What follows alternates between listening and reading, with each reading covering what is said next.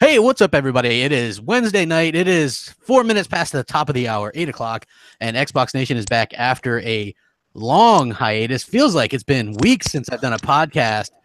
A little bit odd, actually, because I'm used to doing these things like all the damn time. I do so many, and I haven't done BGST in a couple weeks. No Crossfire, no MNC Mornings, no Xbox Nation. But we're back, and wouldn't luck have it, there's some breaking rumors and stuff that happen like literally an hour and a half before we go live. So this is going to be some pretty cool stuff.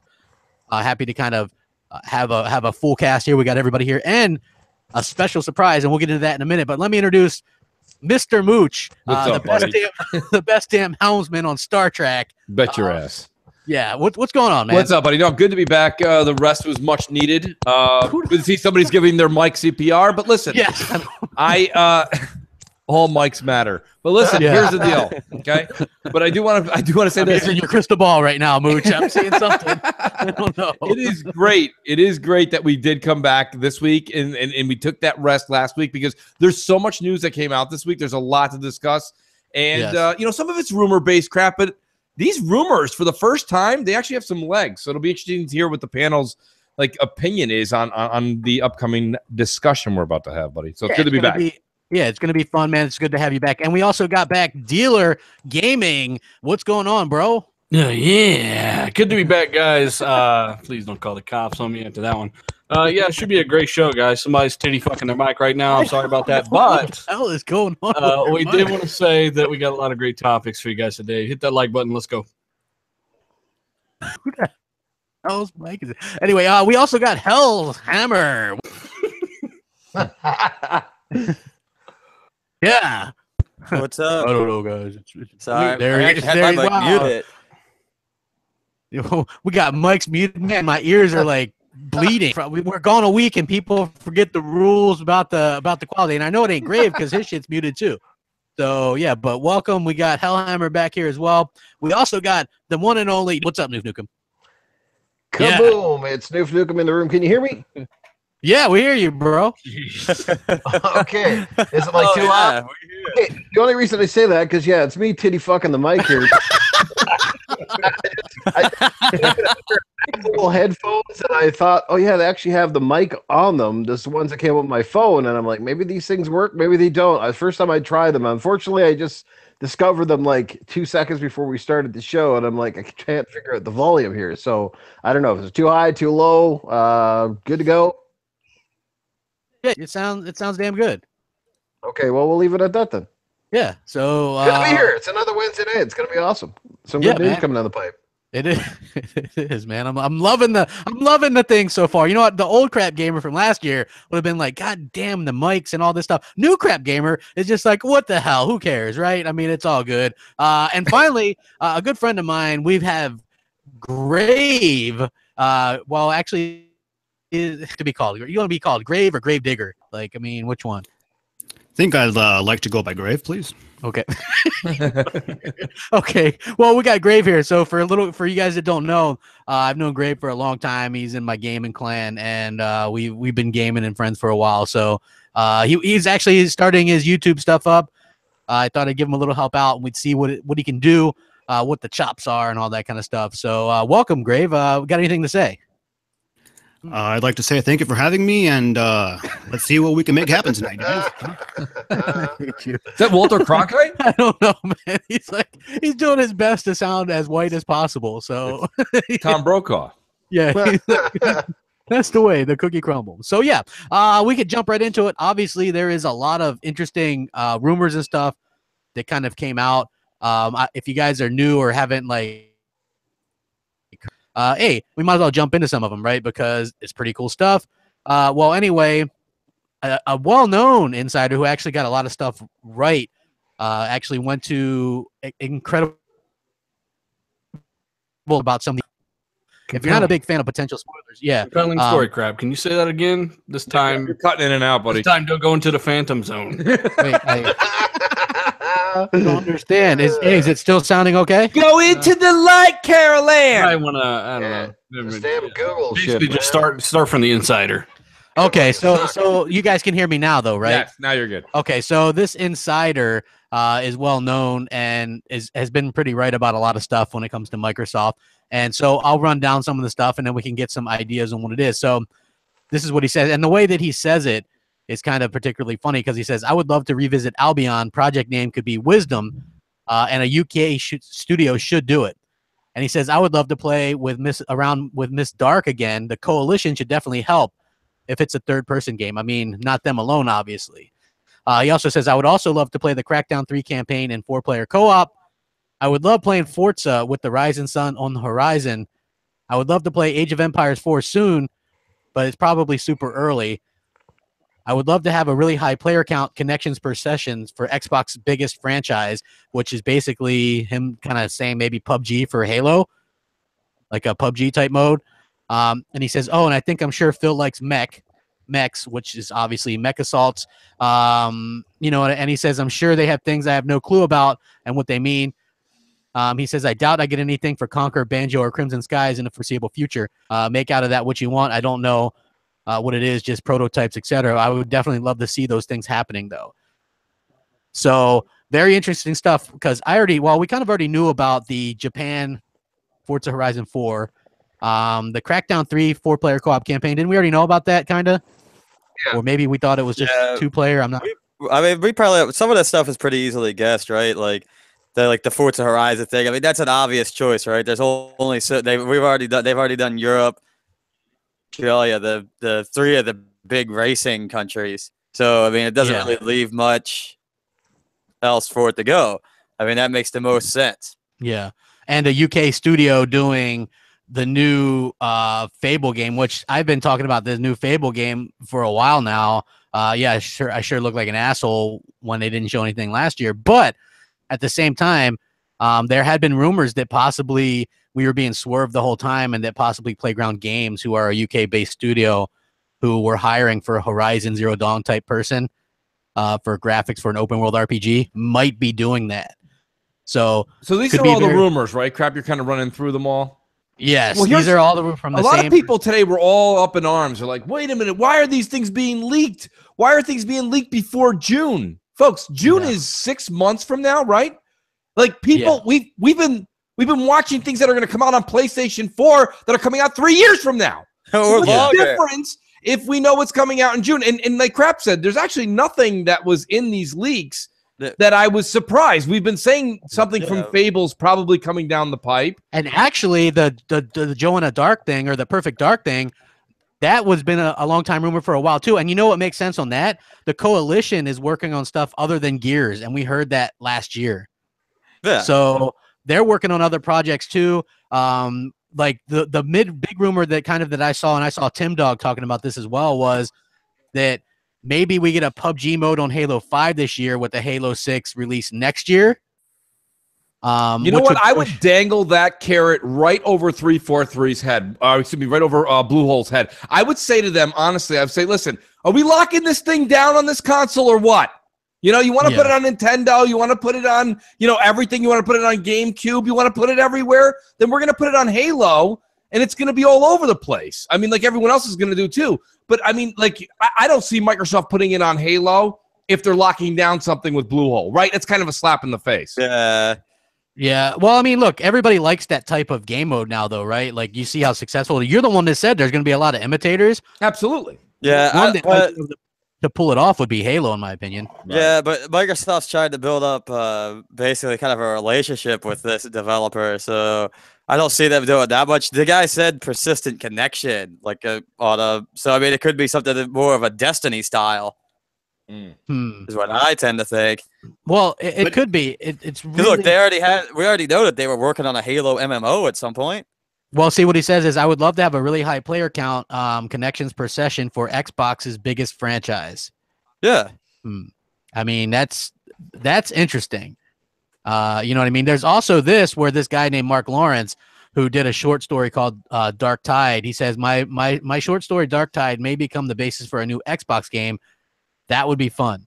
And this kind of went under the radar as well, because we've been hearing about these games that are coming and how people are excited about Xbox games. And, hey, are we getting any new Xbox games?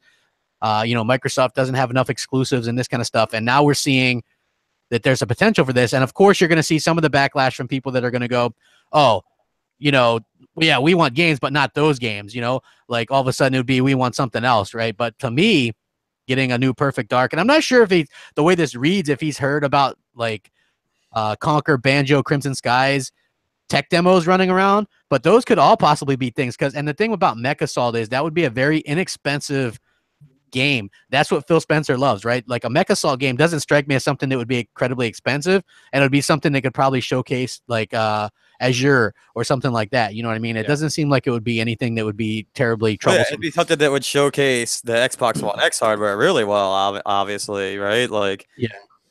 So I mean, I think that's an easily made game. It doesn't take a big development team to make that style of game either. If we get some of this stuff at E3, I mean, that would be considered successful. I mean, Mooch, like you hear the same shit that I do, where people are all flipped out all the time about the lack of exclusives and this and that. Right. I mean, what is your kind of thoughts on this? Or like, I think it's great.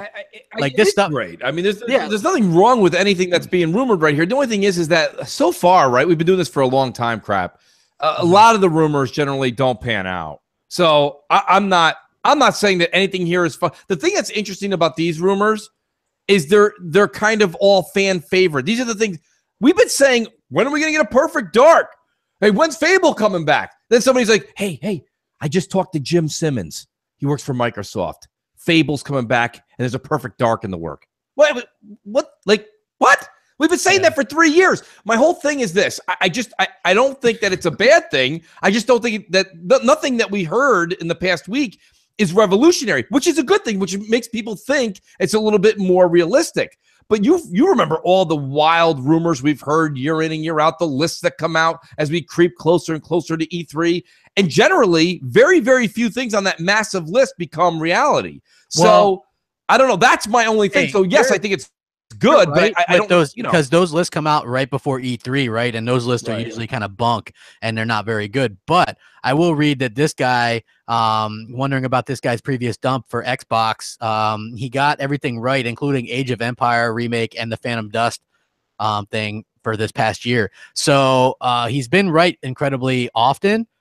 So that's something to keep in mind as well. But then again, like, to be honest with you, a lot of this stuff when it comes to, these quote unquote insiders or whatever, they just use common sense. You'd be surprised how often that actually works. Right. In these types of situations, like, for me personally, like I could sit there and go, common sense tells me Spider-Man, the game, might get delayed in the 2019. And there's a good possibility that. Why would I think that? Maybe because they just now got a game director for that game who left Rise of the Tomb Raiders team and joined them at the beginning of this year. So when you get a game director, to me, you don't get to bring a game director into the game if the game's almost done.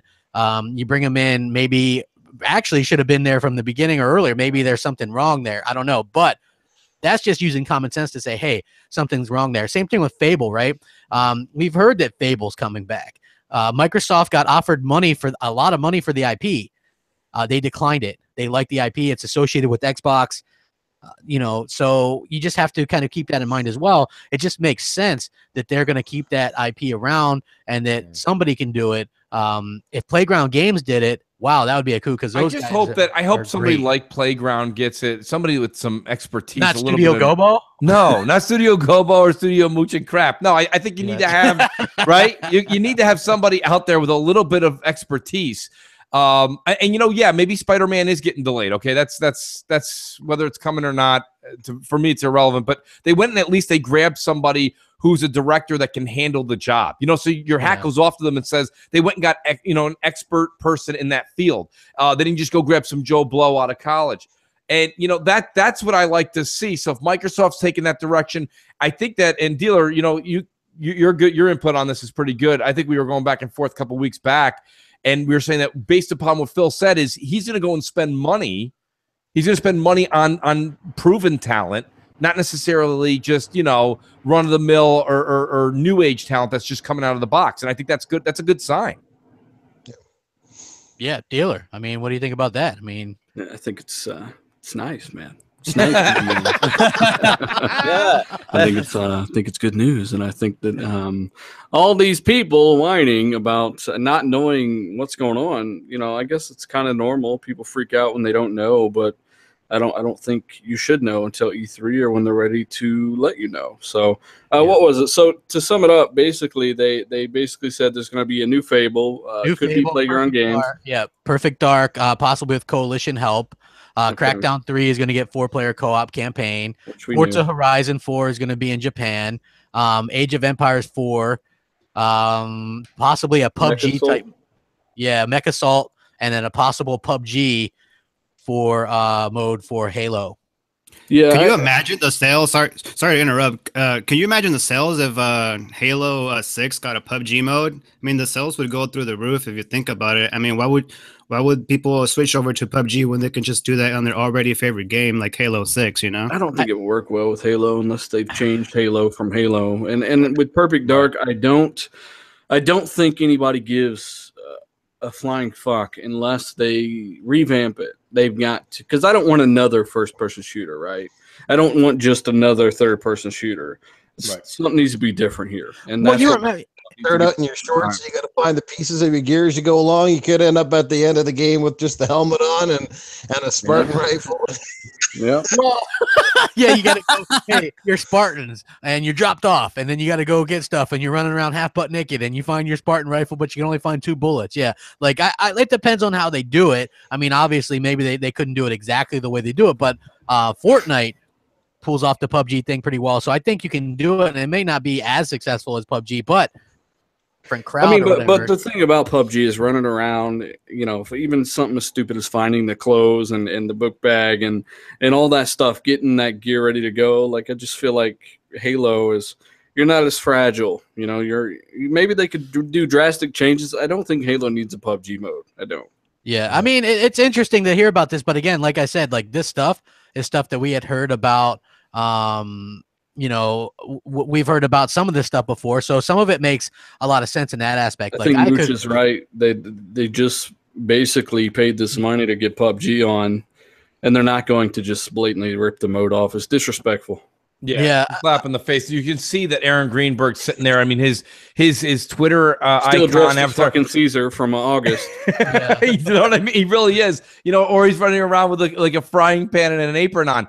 I mean, you can see that they're behind this product, and that's why, to be honest with you, to take the conversation slightly off track, I'm just shocked when you see another developer getting buku bucks from Microsoft, coming out and being like, I want to be on every console, PS4 and I want to play with everybody. Yes, PS4. And even streaming services, Mooch. Exactly. Buy the property and do what they did with Minecraft. Buy the property and then basically license it to other platforms. And even though it'll be on the other platform, Microsoft will be laughing up a storm because they'll get a good portion of the profits. Noof, if that's what happens, I'm actually okay with that, because then, like you said, that's just a smart business model. They're going to make money hand over fist. But if it's Bluehole that's still, driving the car, and they're the ones that are taking, like you guys said and we joked about, we're the ones doing all the beta testing. Yeah. And then the PlayStation is just going to get it. And, I mean, listen, don't get me wrong. Here, I will say this much. For all the haters in the chat, and for everyone else that's saying, oh, you guys are just, like I just said, you're beta testing. Let me put it this way. This game, even in alpha, beta, pre-game, okay, I don't give a shit what it is. It's on the editing room floor. It's a lot of fun. So we are getting the opportunity to play. People don't realize that. We are getting a service for our $30. You can make fun of it all you want. It is the #1 game played online right now. It's not like it's going to run any better on PlayStation. Absolutely not. So far, they're saying it's all CPU bottleneck, and if that's the case, PS4 has the slowest CPU, 1.6 gigahertz compared to Xbox One's 1.75. So you're going to be bottlenecked even more than the base Xbox One. Right. Yeah. So, I mean, it is weird, too, because what you see is people are pissed off about something that they don't have. Like the PlayStation fans are pissed off because they don't have PUBG. For me, I was playing PUBG, and I played it solo for a while, and I'm like, it's an okay game. When I started playing duo and with teams with my friends, it is like crack. Right, I'm like crap gamer crackhead or something, right? Because I'm telling you, this game is like crack. Exactly, it is like, man, you want to light up that PUBG crack rock, right? You're like, holy shit! Because what happens is you get so far, or like what happened to us last night. We were playing, like me, Mr. Mooch, Grave, our other friend Fusion. We're playing. We get down. It's us 4 versus one other person. We got this in the bag, right? Freaking. the zone comes in, we freak out, it kills us all. One dude wins, right? We didn't even get it, so we're like, oh man, so we're second. We go into the next one, you get a little bit, then we ended the night with winning a chicken dinner. But it's like, you every time you get a little bit further, well, let's try this. Oh, that's where we messed up, so let's go try this. You want to go back to it, and it is literally addicting like that. And next thing you know, you got tons of time into a game with no achievements right now or anything. I'm spending a lot of time in. Mooch is spending. We're all spending a lot of time in it. It's just a phenomenon, and I've been saying that for a while. It is something to that game, and like originally, I was like, Hellhammer, will this game last the test of time and things like that? I think it will, because you just keep wanting to go back to it. Like, I have a ton of other games I can play, but here I am playing this PS2 looking game. Well, you know what it is too, Crap, is you can look at some statistics, like as our good friend Zaire always says, the numbers don't lie. You've got the PC folks that have been playing this since March, and the numbers are only going up.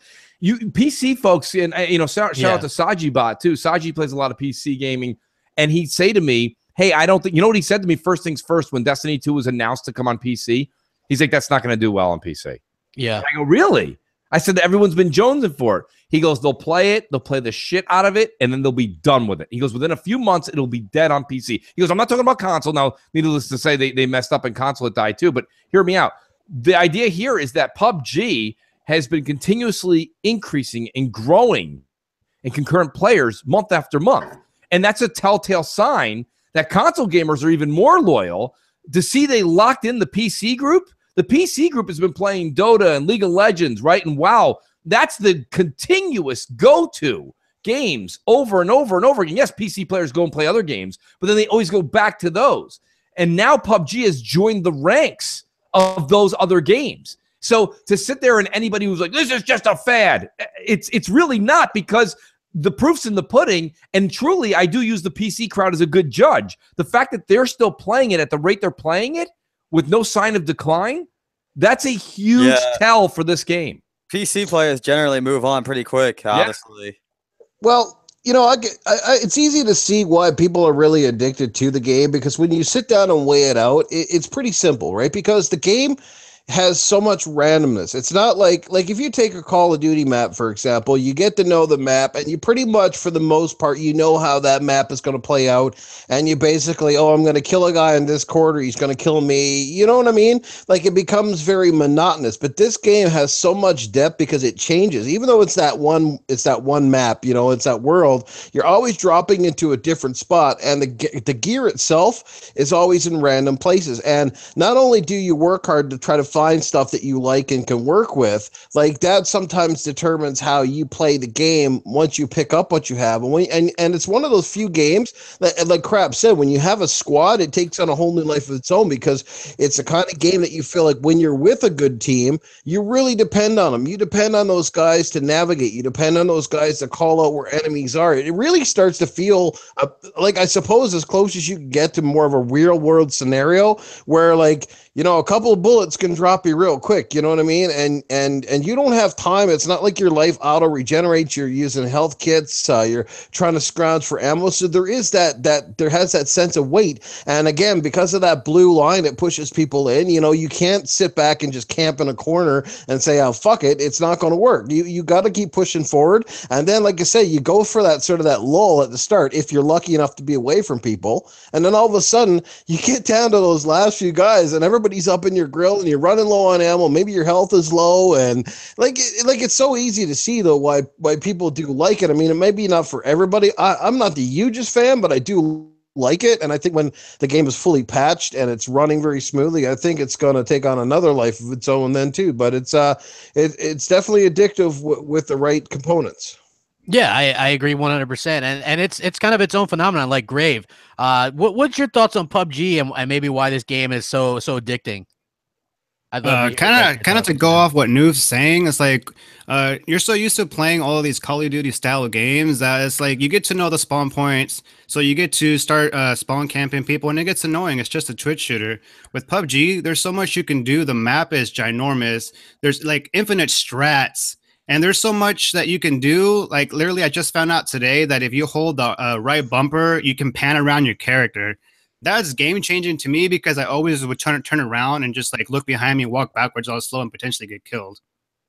Yeah, well, you know what's funny is like how noobish we are that we're winning chicken dinners and we didn't even know how to throw grenades or smoke grenades or stun grenades until yesterday. Seriously? So yeah, we were Yeah. like, me and him were like, how do you throw it? We pick these things up. We have no idea how to throw them. I had no idea. Controller map in the game. Well, I mean, you know, not everybody. Oh, we don't know check that, man. Who here checks manuals, dude? Who here can read? Got time for that? The first game that I played of that, I was like, man, I need to know how to do all this shit because I played it on PC before. I was like, so I'm gonna look up to see how they map it to the controller. But that was just me. Well, I think the biggest thing that you got to worry about when you're playing PUBG is you got to worry about Crap Gamer shooting you in the back because he's pretty good at that. Well, no, you know what happens was this: you guys stand up. Anytime you have team damage on, Crap Gamer shooting you in the back. No, listen, that's just how it goes. Get team damage on, and they stand up in front of you. What the hell do you think is going to happen? I mean, that's bound to happen, right? I mean, accidents do happen. I'm just saying, you know what I mean? Like to me, I'm a very much a team player. I'm out there drawing the fire, running around in booty shorts, trying to draw people's attention away from, you know what I mean? Like away from the other people. And that's work to our credit.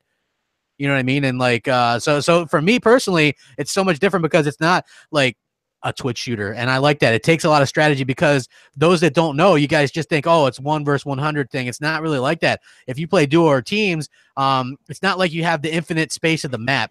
Like you're constantly planning because it shrinks around until you're in this very like small area, right? So it's all about trying to get, and it changes every single time you play the game. So the area that it shrinks down to is different every single time, and you got to plan for it, and you got to plan where you're going to jump off because you don't want to jump where there's a bunch of other people. Otherwise, they come around fisting or punching you, and you don't want that either. Like, you know, like the other day we landed, and Fusion's like, man, they got his ass kicked right away because he landed around 3 people. You know, so there's a lot of strategy involved, and I enjoy that. I think it's something that's very different and something incredibly fun as well.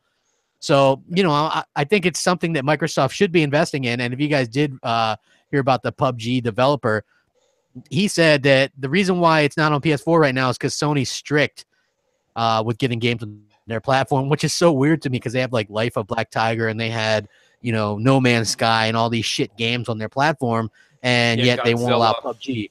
Yeah, they just don't offer a preview program like Steam and Microsoft. Xbox. Yeah, but they're losing out on a lot of sales that way, man. Because PUBG might come out on the PlayStation 4 at some point, but I mean Xbox already got all those sales, and the sales are only going to continue to go up. Yeah, well, it's supposedly over at like 4 million right now, and they did confirm that it was 1 million, even though they go 1 million players in the first 48 hours, and people were like, "That's not sales. That's not sales." They did actually come out and confirm that that was in fact sales. So when you see that Steam has, you know, 25.6 million on there playing it, and they're like, we're over 30 million now, it doesn't take a genius mathematical wise to go out there and go, oh, well, there's a lot of people that are that are working on the Xbox One version as well. You know, there's 4.5 million people on that already, and that is a huge number. I think that's fucking phenomenal in my opinion, and that's why that game's going to be around for a long time. I do think that it's an incredible game. Microsoft was smart to kind of be attached to it. But what do you think about this guy? Like this guy, he's like, our goal is to be on every platform. Like, right? You know, it's like. I feel he's just money hungry, man. Like, all in the end, like it's great for all the players, but it just kind of sounds like he's kind of slowly being money hungry. Well, I mean, I get that too, Mooch. Like, what do you think about that? Because you're like one of the big PS4 bust dudes, right? Like, oh yeah, absolutely. Like, hey, wasn't we supposed to get Crash Bandicoot collection already? Like, yeah, where's that? Where's that? Nobody's asking December, about that. Yeah, nobody ever asked about it. The media's not like, come on, it's not fair. Where is it? But yet everybody still says, you know, I don't know what the situation is here because I don't know who the actual developer, what his name was. I don't know if he was the gentleman from South Korea or he was like the American representative. But when he went off on a tangent saying he wants to see it everywhere, I mean, look, you know, you got to remember something. If you're in business, that's a smart answer. So do I blame the developer for saying that? No. But then I turn around and I look, you know, after he says that, I don't even want to question or rebuttal from the developer. I turn to my left and I look at Aaron Greenberg and I'm like, well, what the hell are you talking about then? Because, you know, he's sitting here saying Xbox, you know, console exclusive, and it says it on the box and it says it on all over, you know, and I'm like, if it's a console exclusive, how's it going to be on the Switch and the PS4? Like I don't the confusion is just unbelievable with Microsoft marketing. It's never been done right. I don't really care. I think Noof's idea is gold. If you want to talk about it, is that Microsoft should buy it up and then allow it on every console. Very similar to Minecraft. Put it up, it's got Simply Gone right in there. That's Microsoft-owned property. You know what I mean? They own that. Right. Right. So what? And same thing when you play like Uncharted and they use Simply Gone, or what the hell is that? They own, what the hell is that other thing that Microsoft owns? Havoc engine. Yeah. So they make a shit ton of money from that. Yeah, I think every game I've played this holiday is a Havoc. Yeah. So I mean, it's Microsoft is making money off of its competitors, which is it really is genius. But they also have the capital to do that. Yeah. They don't need to go out and buy PUBG. They don't need to keep going out and buying this and buying that and buying this and that. They're buying things behind the scenes, and then the Nintendo and Sony are paying Microsoft. We don't see that, and it doesn't make big news. It's not exciting to be like PlayStation last month gave $2 million to Microsoft and Havoc funds. It's like it doesn't make headlines. And the gaming media is really just too far up their heads around their own asses. They don't pay attention to that stuff. They're very, very simplistic. They're just on NPD, sales, physical sales. Connect passed away. Okay, thanks. Hey, you're hitting all my topics way ahead of time. Sorry, my fault. No, I was actually just going through IGN's lineup for 2018. Sorry. Microsoft. How often can we use the term Microsoft force people to do something? Yes, they force you to do something. Like, put that Connect in your bedroom. Yes, they're forcing me so they can see you. Noof, don't even say anything. Yeah. No, chills. Force. Yeah, they're forcing you to do this, but I think that it's kind of ridiculous. I would love to see some of these developers who are so far up Sony's ass, they know what they had for dinner. You know what I mean? Like to come out and go, yeah, we'd love to get our game Crash Bandicoot on PlayStation or Xbox. That'd be our ultimate goal. Or yeah, we'd love to put this on Xbox. That'd be our ultimate goal. But you never see that shit, right? Like, that's unfortunate to me. Whereas every damn chance that interviewer gets, they're like, when are you really going to put this game on PS4? You know what I mean? It's like they're just it's the same grind. Same thing with Tomb Raider. It's every single time. Titanfall, when the original Titanfall was going to, exclusive, like, well, wait a minute. I'll just wait to get it on PS4. Like, right? Exclusive till when? When you say exclusive, what exactly do you mean? Well, we mean it's not coming to PlayStation. Well, right. What does that mean? Like, so when can we expect it on PlayStation? It is what it is. It's fun to discuss and talk about, but like literally, it is like beating a dead horse at this point because Microsoft clearly doesn't care. That's not what they're here to do. They're making money. And that's what they care about. This comes back to something we've been saying forever. The marketing team needs to go at Microsoft. Yep. They suck. They never do their job. I've seen more commercials for the Switch than I've seen for the Xbox in 4 years. And you know what? It's not acceptable. Microsoft make much more money. And it's just they're one of the biggest companies in the world. So they need to start marketing. They need to say when somebody asks them, hey, is Titanfall exclusive? What they should have said is, yeah, forever. You know what? We help fund development. And if not for that cash, it wouldn't be what it is or whatever. They needed some money. We paid it. We got it. Sony didn't want it. Yeah. And just be real and be a little more blunt because this stuff is not working. I mean, console exclusive. What does that mean? You mean launch console exclusive? Yes. Like I know they used to say that, but then they've changed it for PUBG. And now this guy's like, we'd like to put it on calculators. And now we know that's not going to work. So, what are they going to do? That's the question. They just need to shake it up, man. You know how you always see the job postings? They're like, looking for a new designer, looking for a new team lead for this. I'm hoping they have somebody that says, looking for new marketing strategist. Looking for a new Greenberg. Yeah, exactly. Can we get a Shannon Loftus in there? We're also, one of the requirements for the job, though, is you must have an evil gene. Like, you actually have to be able to want to win, have a competitive soul. Like, all this stuff and the nonsense that they're, everybody's a winner.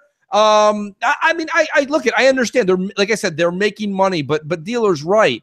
The whole marketing team has got to get revamped, like from the ground up. And listen, you can't sit here and tell me like, and Mike Ibarra is a very competitive person. Like you see him playing PUBG when he's on Mixer. That dude's not happy when he doesn't get top 3. You know what I mean? This dude is competitive. So I don't care what these guys say. Like, I'm excited. I play games and this and that, blah, blah. They want to win. Everybody wants to win. If you're a gamer, you want to win. When was the last time you picked up a controller and you're like, dead last? Yeah, awesome. Let's do this again. Play it from the top. Yeah, you know, I mean, nobody says it. So, like, when you see these guys playing games, they want to win. So don't tell me that you're okay being 20 million consoles back. I don't maybe get 30 million. Nobody has to get fired. It's like a sports team. You know, everybody has a position to play. You know, just because somebody might have the strongest arm on the team doesn't necessarily make him the best quarterback. You know what I mean? Like, you have to put people in roles that they're beneficial to. And if the role is not suiting them well, you know, Shannon Loftus is the first one that comes to mind.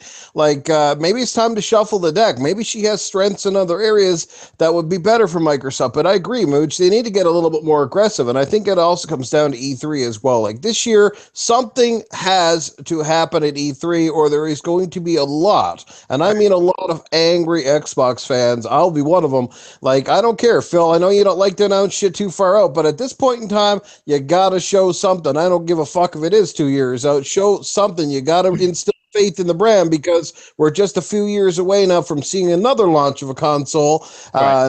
Crap, we'll probably touch on some of that shit here shortly, but you know what I'm saying? So now it's time to play ball. If they want to turn things around this generation, it starts with attitude and it starts with perception. And that's the thing about marketing. You look on TV, you see PlayStation commercials, Switch commercials, very few Xbox. You look at sports stadiums, I'm seeing PS4 on the boards. I don't see Xbox on the boards. I'm sorry, but hey, PlayStation had their own bowl game. Yeah, you know, whatever team you sunk millions of dollars into, it's not. Well, do you remember when I said that soccer Madrid thing was a bad deal? And a lot of people, some people even on the panel, were like, "Yo, Moose, you don't know what you're talking about. That's reaching millions." I agree with you, because everyone knows what Xbox is. They need to know what the fuck, why they should take another look, right? Right. That's all the logo on a jersey does. Oh yeah, Xbox. I know what that is. That doesn't tell you why you should look at it again. Exactly. Like that, and the other thing is, to get back to Noof's point, though. Like Noof, I know you're trying to be a little bit politically correct in your statement, but like realistically, when Donnie Matrick got canned, okay, and Phil took over, everybody just took. This is like a paraphrased joke out of a Jerry Seinfeld line. He's like, why do you think everybody, like all the bride in a wedding wears a white dress and all the bridesmaids wear different color dresses? Why is it the groomsmen wear the same tux that the groom is wearing? Because if the groom can't make it, everyone just takes a step to the left and they continue with the ceremony. Okay? The whole point I'm trying to make here is Donnie D left and everyone just took a step over. Like nobody left. This thing, we needed new people in there. Everybody just got promoted. Like that's not what we needed. Xbox needs a little bit of clean house. Okay, let's everyone's blow out the Unity candle. Let's get down to it. You know, and I mean, listen, it's not to bash on them. Xbox is doing certain things right, but there's a couple things they're not doing right, and that's first party and marketing. They're just not. And I don't know about first party, because they just said that they've invested an ungodly amount of money in this third party. They're buying teams and making studios, they're buying games potentially. And that's the thing give them that I was talking about earlier, Mooch, is when people don't know what's coming, they freak. Maybe it shouldn't be, but I can't help but feel that Microsoft as a corporation is more concerned about what the fuck Apple is doing as opposed to what Sony's doing. Well, yeah, exactly, because they don't look at Sony as competition, right? Microsoft looks at Apple and Google as their main competition. Well, in the grand scheme of things, money-wise, Sony are nowhere near competition for Microsoft. Yeah, it's true. The Xbox division, though highly profitable, yes, Sony are competition. Yeah, you're exactly right, dealer, and that's the way they should be looking at it, right? Like Microsoft as a whole, Sony isn't a flea on their ass, right? But as the Xbox division is, and Phil Spencer's now like sitting there with the right hand right now. He's Thanos' right hand man. However you know, I mean, whatever, make that comment as you will, but I don't know, but where I get that shit from, I don't know, but you know, so he's gotta instill this, right? You're in a competition, you've got to do something, you've got to start getting these games out there for people to get excited about. Sony people get excited about everything, man. A fart and a win with the PlayStation logo, hey, let's fucking clap, right? Microsoft needs to do the same thing. Hey, Luke Skywalker. Yeah, show some shit. You know what I mean? Like, you're right. IGN had a poll today, crap, where they said, what are the games you're looking most forward to coming out in 2018? And one of the games listed was The Last of Us 2. That game's not even coming out probably till 2020. It's ridiculous. Of course we know that. But why is IGN putting that in a poll? They know that more than anybody. They said it was 50%, 3-year cycle. That's a year and a half. Right. Do the math, IGN. Well, 2019, then that's still, that's like Gaming Bolt. They had a video about the 2018 PS4 games, and fucking Death Stranding was in there. Yeah, Death Stranding, that shit's far. You know what? And now everybody's pushing this, right? Because we all know Death Stranding's years away. We've not even seen 1 single second of in-game footage or gameplay. They said they don't know what the mechanics are going to be yet. Yeah. Kojima's like, I don't know. We don't know how the gameplay is going to be yet. Like, that's how early in they are. Yeah, it could be a fucking QTE game, and you got idiots all clamoring around for this game. Man, it looks so great. I'm like, what the hell do you do? What's the game? I don't know, but that's a day one buy. I mean, it looks interesting, but shit, yeah, we haven't seen anything from it, so I'm not going to go and get excited. You could slap Kojima's name on the fucking sack of dog shit, and people would be like, "Oh my god, day one buy!" Especially Jeff Keighley. Of course, he'll probably get the collector's edition for free, and he'll be really excited about that. But for the rest of us, we're sitting there watching this thing. I need more than just that looks interesting to sell. I don't care if it's Xbox as well, right? Like, hey, give me something to go on. Like, is this a QTE based game? Is this a Until Dawn type of game where you're just making choices, right? Like, I want to know, is this an RTS? Like, who the hell knows? That game. I think a lot of the fans, like myself, like a lot of the Metal Gear games, like from Kojima, it's just like, man, you just anticipate the game and you wait for it, and then when it finally comes out, you're just loyal to the game and you play it nonstop. It's just he puts out, for me personally, he puts out really good quality games, and I enjoy the stories a lot. Well, thank you, Grave, for chiming in with your Kojima love. I appreciate it.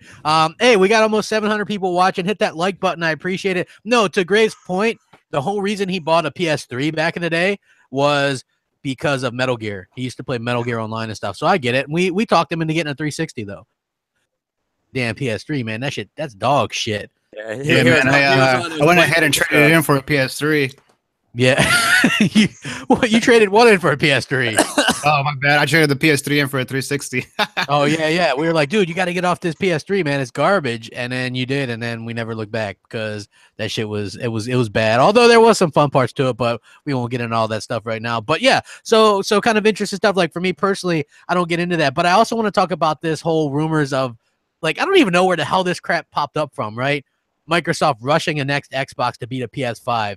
Like, what the hell are people thinking? Like, and I don't even know, like, is this like some YouTuber that came up with this? Because people kept linking me to this shit. That whole idea is just absurd anyways, right? Like, one, that would be Microsoft shooting themselves in the foot. Two, if a PS5 would be coming out anytime in the nearest future where Microsoft would feel that threat to come out with something, it wouldn't be powerful enough difference between the X and that. So, I mean, that right there. The next leap, I mean, if we're all going to sit here and just kind of take stabs in the dark about it, I mean, the next leap is all about the CPU and getting this thing up to 60 frames all the time. Right. So, I mean, you're right. The thing about it is this. There's no way Phil is going to launch another piece of hardware in 2 years. I don't see it happen. 2020 is my gamble. That's where my money is because Sony's not going to go out further than that. Sony, remember, had regardless of how you feel about it, the PS4 Pro came out in 16. So the 20 makes sense for them. Microsoft can't, and Hellhammer, remember months ago you said this, and it was correct. You can't have Sony launch in 2020 and be like, well, we'll just keep up with the Joneses with the X, and then we'll be a little bit more powerful next year. No, what'll happen is everybody from PS4 will literally roll right into PS5, and Microsoft will lose the generation, bang, in one shot. So you have to match Sony. Now, the idea, the rumor, where the rumor is trying to gain legs is that Microsoft's trying to pull a 360 and say we're gonna beat them to it. We're gonna put a little more powerful punch in the box and come out a year ahead of time with next gen. The thing is it doesn't hold water with the X release because the X is still $500. So if the new console is $450, $500, the X is going to be $450. You know what I mean? Like, so why wouldn't you? One of them is shot in the foot. What we do know, Mooch, we do know that Microsoft don't have a choice. They have to launch at the same time as PlayStation 5. Exactly. And in their minds, the earlier, kind of the better, but at the same time, not. Now, Albert Pinello said that the X will never be a new base model, meaning it will never be how the Xbox One S is now, meaning that maybe they're not going to make these older consoles be able to play newer Ryzen APU-powered games. That makes sense. You got a 30 frames per second Ryzen APU game, and, the Jaguar's just not going to be able to play that game. Animations and physics and all that stuff's going to be ramped to the max on those games compared to what you can do now. That's going to be the cool part about it, but They have to come out with something either in the same time or a year before Sony to even, really recapture. That's how the 360 worked, right? They came out a year before, and they really were able to launch that brand for the second console. It was unprecedented, right? So I think that, it's got to be at the same time as PS5. They've got 3 years at the most. And by then, you're already doing 4K now with the X. Right. A lot of that stuff, next generation, is going to be, like I said, physics and animation based, and maybe lower than 4K, but 60 frames, ultra settings, things like that. You're still going to see similar resolutions. That's my point. Yeah. You're going to get a lot better frame rates and animations of physics. If we're all sitting right now at a boardroom table and we're trying to figure out the next generation, you do have to realize that Microsoft and Sony are going to have very comparable machines. So if I'm Microsoft, all I'm trying to figure out right now is how much leverage I have in getting the price $50 cheaper than the competitor. Well, the question is, who's going to take the loss, Mooch? Who is going to? Because that's the problem, right? Microsoft aren't going to do ESRAM version 2.0. No, they're not going to make another idiot mistake like that. No. They're going to put as much power as they can in the box, and so they're going to do the same. They're going to have comparable machines. Who's going to take the loss, though? Microsoft. To have a better machine, though. And here's why, dealer. They have to take the loss because they're the loser of this generation. Exactly. They have to. So, Mike, let's just use raw numbers. If Sony comes out and does their thing, they say 400. Microsoft has to be 350. They have to. Or the same price, but more power or more features or something. Right. Either more power, same money, or equal and less money. They have to beat Sony. More's got to be in the box, or it's going to be the same in the box and a cheaper price. Either way, Microsoft has to lose a couple of dollars next generation to begin. That's just the way it's going to be. So, that's what it really comes down to. And personally, if that's the case, it's got 2020 written all over it. They don't have to go early. This is what I think, right? They have you guys are right. They cannot wait a year to launch after Sony, right? No, that's suicide. Because it is, and here's why. Because the PS5 then would have probably 10 million or more lead on the next Xbox, right? So you can't do that. The big problem that the Xbox is facing right now is there's such a lead, and people buy the PS4 because that's what their friends have, right? Like my brother tells me all the time, I don't know anybody really that has an Xbox One. His good friend right now just got his first Xbox One and is blown away by it. You got the S or whatever because you got a good deal on all the Halos and stuff. But he's like, for the most part, everybody just plays PS4. It's like, oh, you got a PS4, right? Like that's what everybody says because it's so ingrained. Like that's what it is. Yeah, exactly. You've got to hit that reset button. So basically, that's what Microsoft needs to do, just like they did with the 360. How did you stop the momentum from the PS2 to the PS3? Sure, Sony fucked themselves over a bit with that $599 price point and doing all that kind of bullshit, right? But at the same time, Microsoft were smart, launched ahead of them at a cheaper price at a console that performed better. Or I want to add one of the scenarios, dealer, that what we were talking about. So it's 2020. Let's say same. I think comparable is the way to go. I think the machines will be very, very much the same in power and performance. So if they're the same and they want to keep the price point so they don't lose on the hardware, then Microsoft has to have when I say a better launch, I don't mean Dead Rising 3 and a game where it's every AI looks the same. No, I'm talking about they need to have a serious title, and I joked about it many Xbox Nations ago. But a game like it would have to be something serious, something that maybe Rockstar makes, something maybe not GTA 6, but something big. Third party, man. By then, they better have first party up and making some. But think about it though, dealer, to have both consoles come out, Sony and Microsoft, right, in the fall of whatever year that is, 2020, and Microsoft has an exclusive deal with a third-party game that you can only go home and play this beast and that game on it. That's what they need to pull the people off the PS4. Maybe. Like that's the only way, because if they're ideally though, they're making their own ridiculous juggernaut first-party game that that's not up to a third party. They've done it themselves. I'm gonna go ahead and say that I agree with you. But I'll tell you this much. Right now, as we stand here right now, I don't have a lot of faith in that.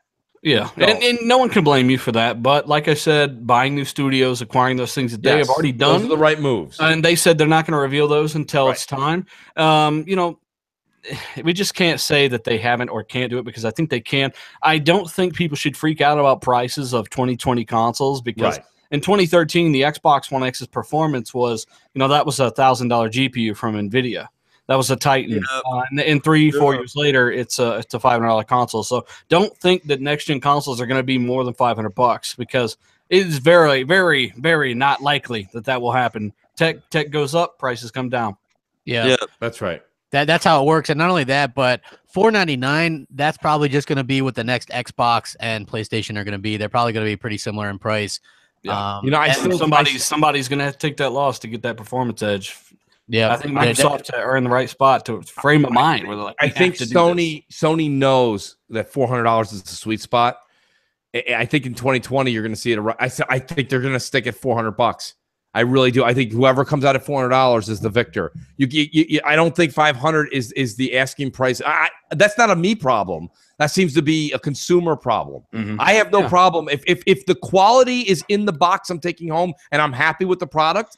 I don't have a problem paying $500 personally. I'm not going to speak for you or the audience in the chat or gamers. Okay, I'm speaking for myself. I don't have a problem with $500 price tag, but I know the general consensus does. So now what if one console, because we know they're using, like I've said a billion times, Bristol Ridge or Raven Ridge APU Ryzen technology in the next consoles. They have no choice. They're not the Jaguar stuff's going to be out of the question. Ryzen cores are making their way into APUs now this year. By 2020, you're going to have some pretty powerful APUs out there. Minimum 10, 12 teraflops is what I'm going to predict.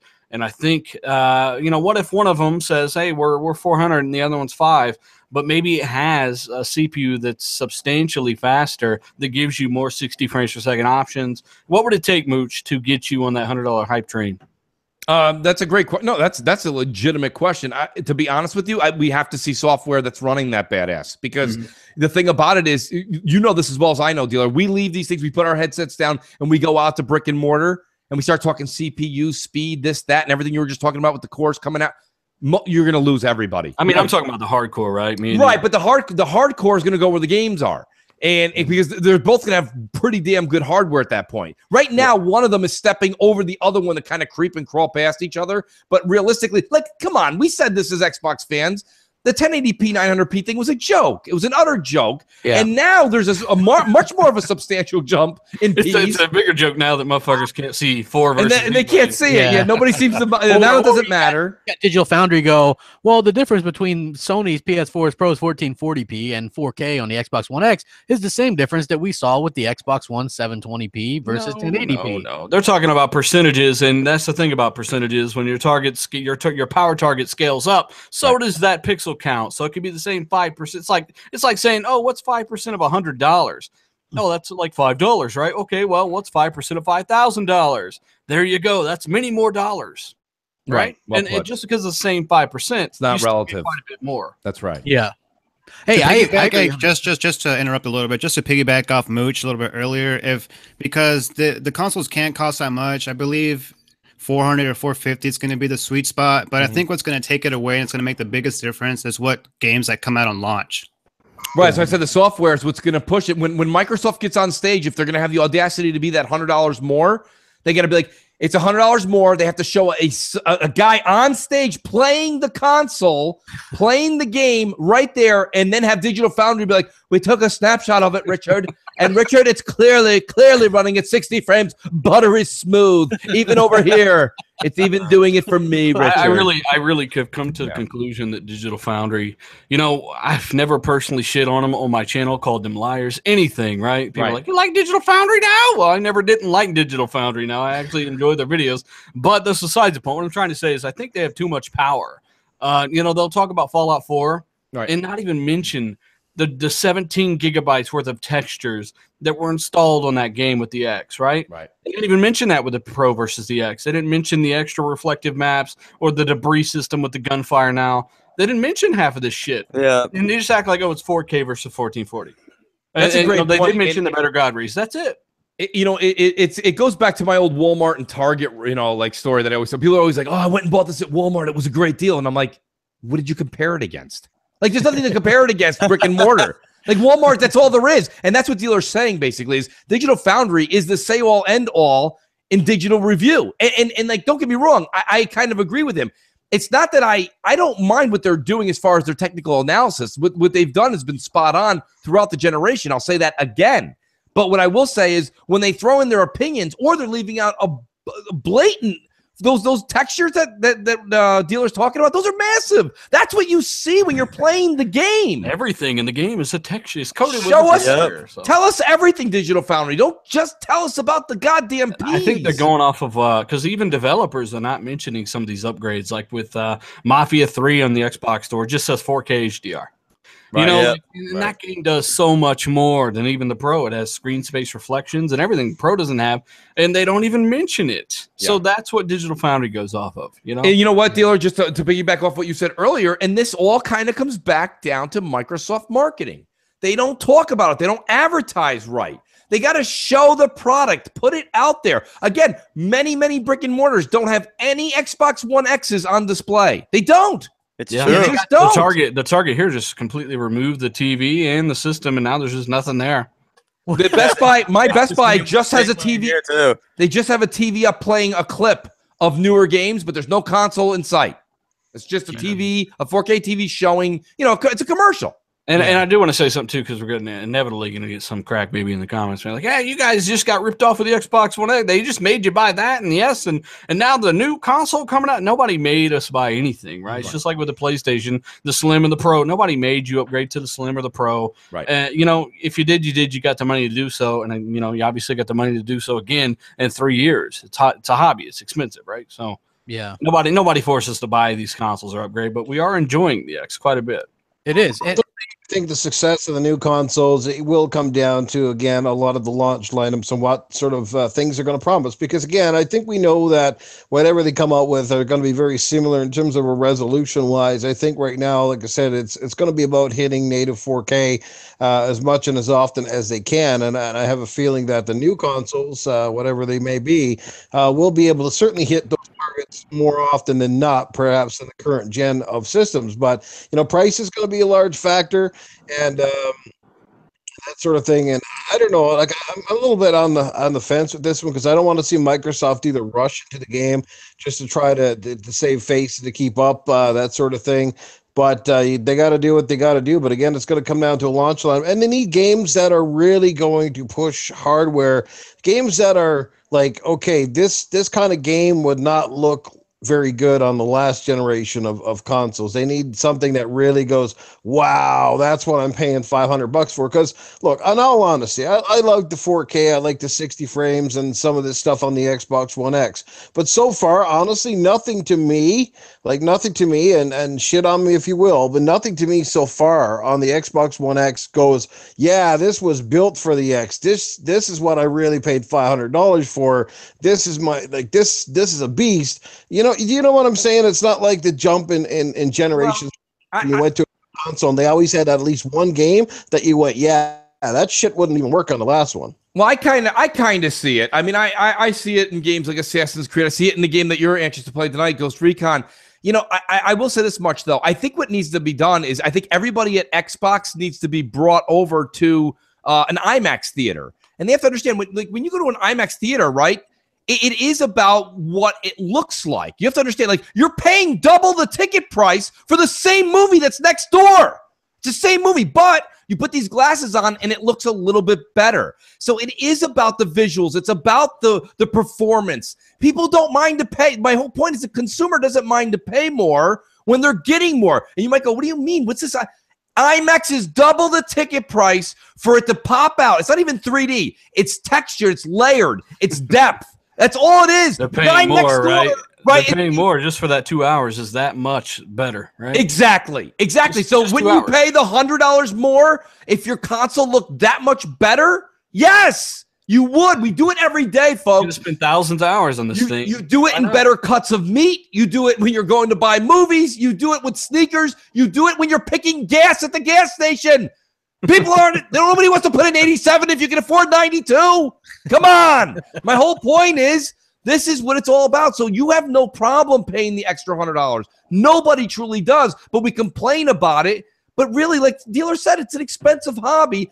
But if they market it right, folks, you would buy hook, line, and sinker. Well, let me ask Grave real quick, because like we're all hardcore gamers. Grave maybe not so much. Like he's got a new kid and stuff like that. He doesn't even have the X, so he plays PUBG with us on his launch Xbox One, the big fat VCR. And and like, because I did a video when all this stuff was happening with like all the rumors of the Xbox One getting the successor. He's like, man, that's bullshit, because he didn't watch it, of course, just like the title or whatever. Like, so he's like, it's bull, like he was really kind of disappointed, because there's some people that don't want to see like the hardware upgraded like that. What's your thought on that, Grave? Yeah, cool, man. I think if it comes out too soon, I mean, personally for me, since I didn't get the X, it'd be okay for me to shell out the $500 compared to you guys that already got the X. But like, just like one little side point, like I wear glasses when I game, so like at what point, if they keep pumping up the resolution, like how far can they pump it up before the human eye can stop seeing that? Well, hey, Grave, the good news is Xbox One X is more than just resolution. It's like also like the higher textures and stuff like that. Textures, lighting, tessellation, particles. Yeah, it's more of particles, yeah. Yeah, it's more of what you would get on PC, yeah. Yeah, basically. And that kind of goes back to New's point earlier. He hasn't really been blown away, right? And what I gotta say is that's what the PC version looks like in many cases. In my experience, that's like Rise of the Tomb Raider 60 frames. That's what the PC version looks like. If you're not absolutely blown away, then that's just what it's at right now. Yeah, I mean, look, actually the answer to that too about the blown away thing, right? It comes down to where we're at just generation wise, right? Like even just regarding, if this is a whole new console with games being developed exclusively for it, games at this point are only being made for the lowest denominators, basically. So there's nothing out there that's going to push it. Keeping in mind, games like Rise of the Tomb Raider and even Grand Theft Auto 5, we're getting both Crystal Dynamics and Rockstar's first next generation games this year, right? So you got Red Dead 2, that's Rockstar's first 8-core CPU game, right? On the next gen only. Their last one was GT 5 and 360. Rise of the Tomb Raider, same exact thing. So you're getting the next Tomb Raider and Red Dead 2, and those games are going to be absolute showstoppers. Yeah, showstoppers. Yeah, you know what? Where is Showstopper? Let's get him on the show. Showstopper disappeared, man. Somebody got him. What are you trying to chime in with, Mooch or Noof? We hear you. No, I just said I don't get me wrong. I don't regret not one penny of my Xbox One X purchase, because I do love it, and I do love playing like my games at their best optimal performance, whatever that may be. You know what I mean? And like I said, Ghost Recon, perfect example. Rise of the Tomb Raider looks fantastic. And having those options to play it at the 60 frames or to go into the full 4K, I love that stuff. I don't have any regrets about my Xbox One X at all. It's a nice system. It's running great. It's fucking super quiet. Like I said, it's super sleek. You know what I mean? Like, it's the definitive Xbox. And if you want the best version of Xbox, well, that's the console you should have. Well, I think the experience. I think consoles coming out every 3-4 years. Myself, this is me speaking for myself. I think that's a great thing. We are in the generation of options, so everyone wants options. Well, give people the hardware. And Crap just said it himself. So Grave last night is playing PUBG. He's playing it on the day one Xbox. Guess what? That's and I'm not picking on Grave. That's a him problem, right? If he wants to upgrade, he can. If he doesn't have to. Yeah. That's the beauty of it. He doesn't have to, and we still gamed together and had a blast. My point is this: if they're gonna go ahead and make this now with the 86 architecture that they have, and we can move forward this way, and they really can do backward and forward compatibility, well, that's more power to the gamers. It really is. Because now, if somebody like me, dealer, Crap, are really into this whole 4K 60 frames, got to have the latest and greatest. Well, there's a console for us. Okay, and if someone like Grave or other people are like, that's just not what I want right now, well, there's a console for them, and that's the whole point here, is expanding that consumer base. And I for one, I'm glad that the consumer, the gamers, have stopped with the don't bring on the new hardware, let's calm down, let's enjoy what we have. I think they realize now that we can progress in hardware, software will progress with it, and you don't have to if you don't want to. That's a very big so power. Much left in software, and I want to talk about that in a second. But a guy, Daryl in the chat, wants to know if they could just overclock the X.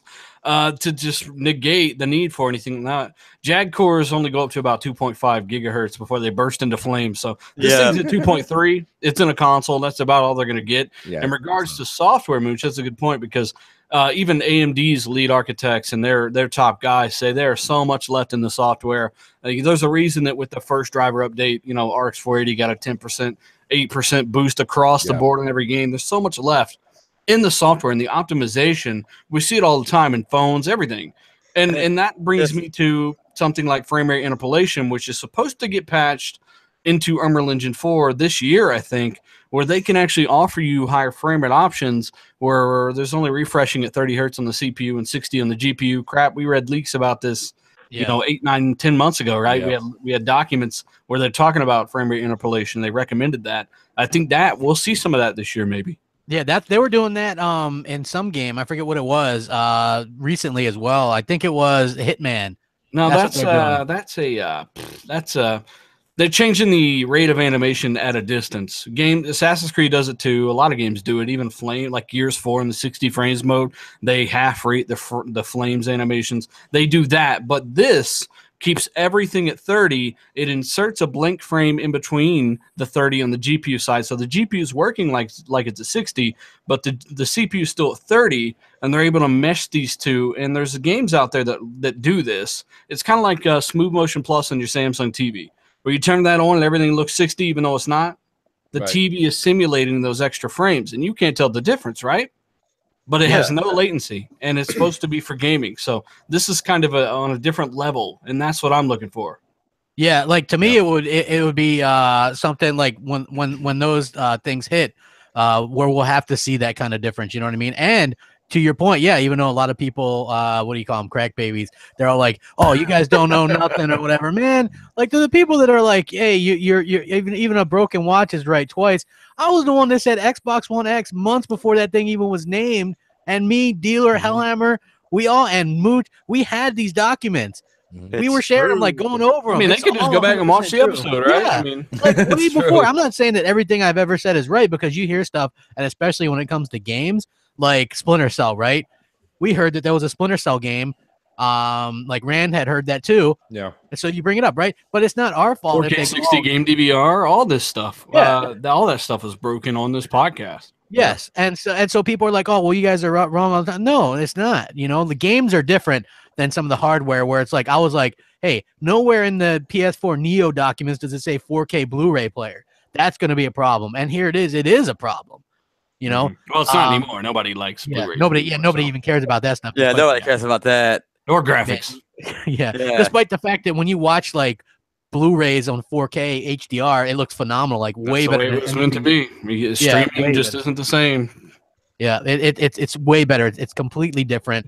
And that's just my professional preference as well. So yeah, like it's hard to be right 100% of the time, but anybody that just sits there and goes, "Oh, well, you guys don't know anything," there's plenty of stuff that we've broken on this show, and that all of us like I've shared it with these guys and trust these guys with those documents and stuff like that. And the reason why when people go, "Oh, I have a source or whatever," and you don't hear about the source, they're like, "Who's the source?" Well, if you tell people the source, they're not your source anymore because it gets them in trouble, right? And a lot of these documents and stuff have watermarks and things like that with their codes on them. And so if you sit there and pass them around, then Microsoft or these other companies know who gave them out. And those people can be in trouble with legal ramifications, get fired, all kinds of stuff. That's why when people go, "Oh, they're source." And now also sources, quote unquote, can be bullshit as well. Like the person that's like, Microsoft rushing out a Xbox 2 or whatever to beat it. No, they're probably well on par with the PS5. But I think that Microsoft actually has a little bit more time because the PS5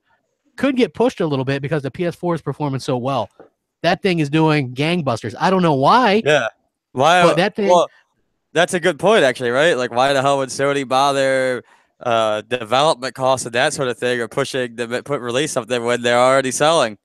I think it's third-party support crap. I mean, that's something we can't argue is the just ridiculous amount of, a lot of Japanese games. So if you're into Japanese games, there's only one option for you out there right now, and that's the PS4. Right. But a lot of people, including myself, I haven't played anything on my PS4 since Horizon Zero Dawn. And even then, I just compared to Uncharted 4, it just gets destroyed in every way. Before that it was Uncharted 4. And, it's just one of those things I don't play because I'm not into some of those great Japanese games that some people like. It's like Persona and stuff. So if you're into those games, yeah, PS4. And in regards to some other games, yeah, tons of third-party support. Like Hellblade should have been on Xbox. No excuse not to. Right. But I think that Phil doesn't go after and say, hey, we will pay you for this game, because Phil doesn't want developers to think that they can just hold their game for ransom.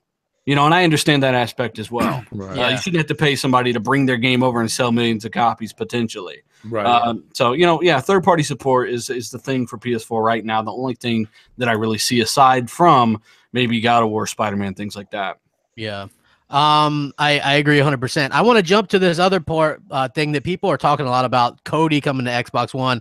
Who knew that people would flip out about Cody so much, right? Like, it's like, whatever. This thing originally started as an Xbox Center, and now obviously they changed the name and stuff like that. People use it for a lot of reasons, especially if you like to be a pirate and stuff, right? Like, but you can use it for Sea of Thieves. Yeah. So but the thing is, you can use it for regular, what's Cody tryhard fan says. Well, It's it's a server, right? Yeah, it's a media server, right? So what it is that it's the plugins and how people configure it is how people basically get their doing that kind of crap, and that's what a lot of people use it for. But I mean, the people who are going to use that stuff for that were using that for a long time anyways, right? With the Amazon Fire Sticks and whatever else. Hey, we got to stop some people real quick. I talked about this a few days ago, and everyone's like, why are you talking? They're going to take it down now. Dealers talking about it. Yeah. Microsoft knows this thing is on their platform, right? Yeah. Right. They know everything about it. They know exactly what's going on with it. So it's not like it's something there, they're publishing it there and pushing all this stuff on there. Like, it has a legitimate use. If you have a media server on your computer or whatever the case may be, the app's not illegal. Your stuff. Yeah. Yeah. It's not illegal. Yeah. It's like the funny thing is there's those things where you can get the ROMs for certain games, right? Or the application isn't the thing that's bad. It's like some of the third-party extensions. Yeah, those are the things that's bad. But the thing is, what you're getting at is like with emulators, right? Like, emulators themselves aren't illegal at all. It's the ROMs are playing the copyrighted games. Yeah, and by the way, also, Cody is a UWP app, right? Right. So that is one of the main things. God damn it, Mooch, with that DM. Yeah. So it's like, it's so funny because people were flipping out about this, right? They're like, man, you had two camps, right? You had Xbox fans that were like, oh, cool, that's exciting, and then you had the PlayStation fans that are like, yeah, you guys need that because you got no games to play, bitches. You know what I mean? Or it's like, oh, you guys all want to hack and pirate stuff and things like that. And it's like it's the same kind of argument that they use with like PUBG and shit, where they try to turn it into a bad thing. Well, having more options as gamers is never a bad thing. And so, I'll never feel bad about them giving us more options. Like, I love media servers and stuff. Well, my Xbox is always on. This kind of goes back right to 2013 for me. Like, I don't have Kodi. I'm not downloading it. It doesn't mean anything to me. But again, using what Crap just said, options, media. Like, I understand. I completely understand that I was in the minority. But when poor Yosef Mehdi got up there at the reveal of the Xbox One and did the old TV bit, okay, that's become infamous now. I sat there and I said, okay, I know Xbox and PlayStation are going to play games. No shit. But then when he was like, on top of that, you can watch TV in the corner or have, they were telling us the things that were going to happen. Like, you're going to be able to share a game with 10 of your friends. Your media is part of now, your TV media is also part of your gaming media. And I'm like, this is genius. This is the future. This is putting the 2-3 things in life that I love, which is music, TV, and games, right? As far as entertainment, and putting it together into one box, not a bad idea. And if I pitch it to you that way, everybody in the audience is kind of like, whoa, geez, I didn't really like it in 2013, but it sounds pretty good right now. It's not bad. Shit. Okay? So what I'm trying to say to you is, again, bad marketing. Yosef Mehdi, he couldn't sell a fucking fire extinguisher to you if you were lit up. The whole time the guy was using a PowerPoint clicker in his pocket. Yeah. And he's like, next slide, Xbox, go home. Yeah, like he only had like 5 sentences to say, and they're like, you should be excited about the product. I would be on stage and I'd be like, listen, everybody, how many times do you watch TV? Go ahead, everybody in the audience, raise your hand. Yeah, you too over there, Greg Miller. Raise your fucking hand, okay? I know you watch television, okay? You don't get to be that heavy fucking running around laps, okay? Let's go. So I mean, it is what it is, right? So you got TV, you got games, everything you want. Now, this same thing with Cody. I'm not saying you have to like it. I'm not going to have it on my system. I don't need it.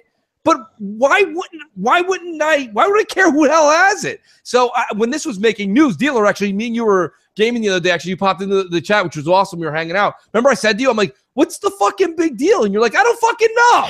Yeah. You know what I mean? Don't bust me up for having about this Captain Jack Sparrow. Like, here comes Cody.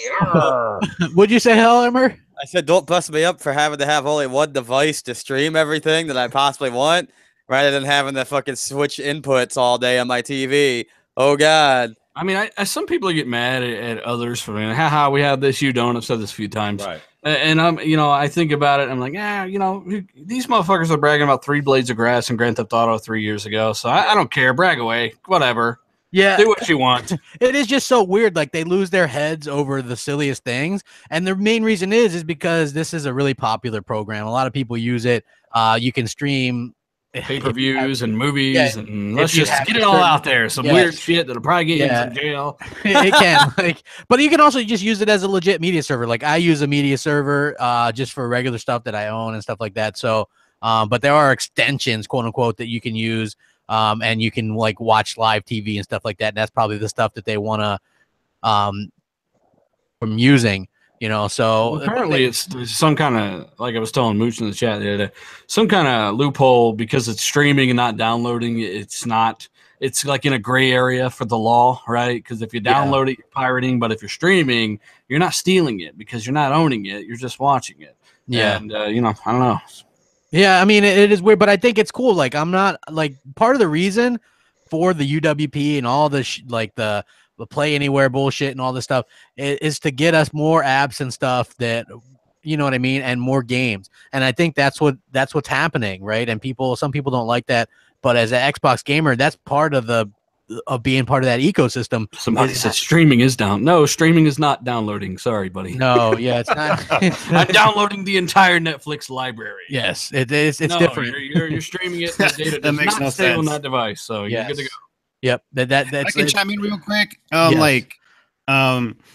With all the little voices you guys make, man, I swear we can make a little animated series. Like, oh yeah, you guys all sound like South Park characters when you do the little voices. Oh yeah, come on, do it like that. Just make sure you guys don't download a copy of Commando and watch it. Streaming is downloading. Get to the chopper. Get to the chopper, right? Come get to the chopper, do it. Come clamp much. Get there.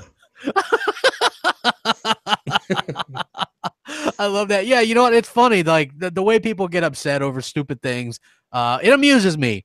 It really does. It amuses me. Hey, this amused me too. Lawbreakers publisher blames PUBG for poor sales of Lawbreakers. Imagine that. You know what the funny thing is though? They when I saw the article, they put Cliffy B on there, and Cliffy B is not the one that says this. So even Cliffy B, even though he's kind of a douche, he's not the one that said this. It was like the publisher of the game said this. So which again, yeah, probably. I mean, look, this game didn't suck because didn't do terrible because of PUBG. The game did terrible because Eric game, right? Like, let's just be honest. This game had no traction whatsoever.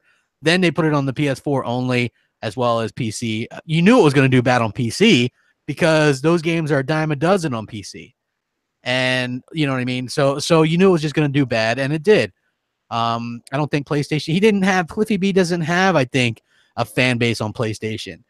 Like, so he pissed off the Xbox fans. Doesn't have one on Xbox, no. Yeah, he doesn't have them at all. So good luck trying to come back and rebound from that. That guy should just ride out on the sunset or something.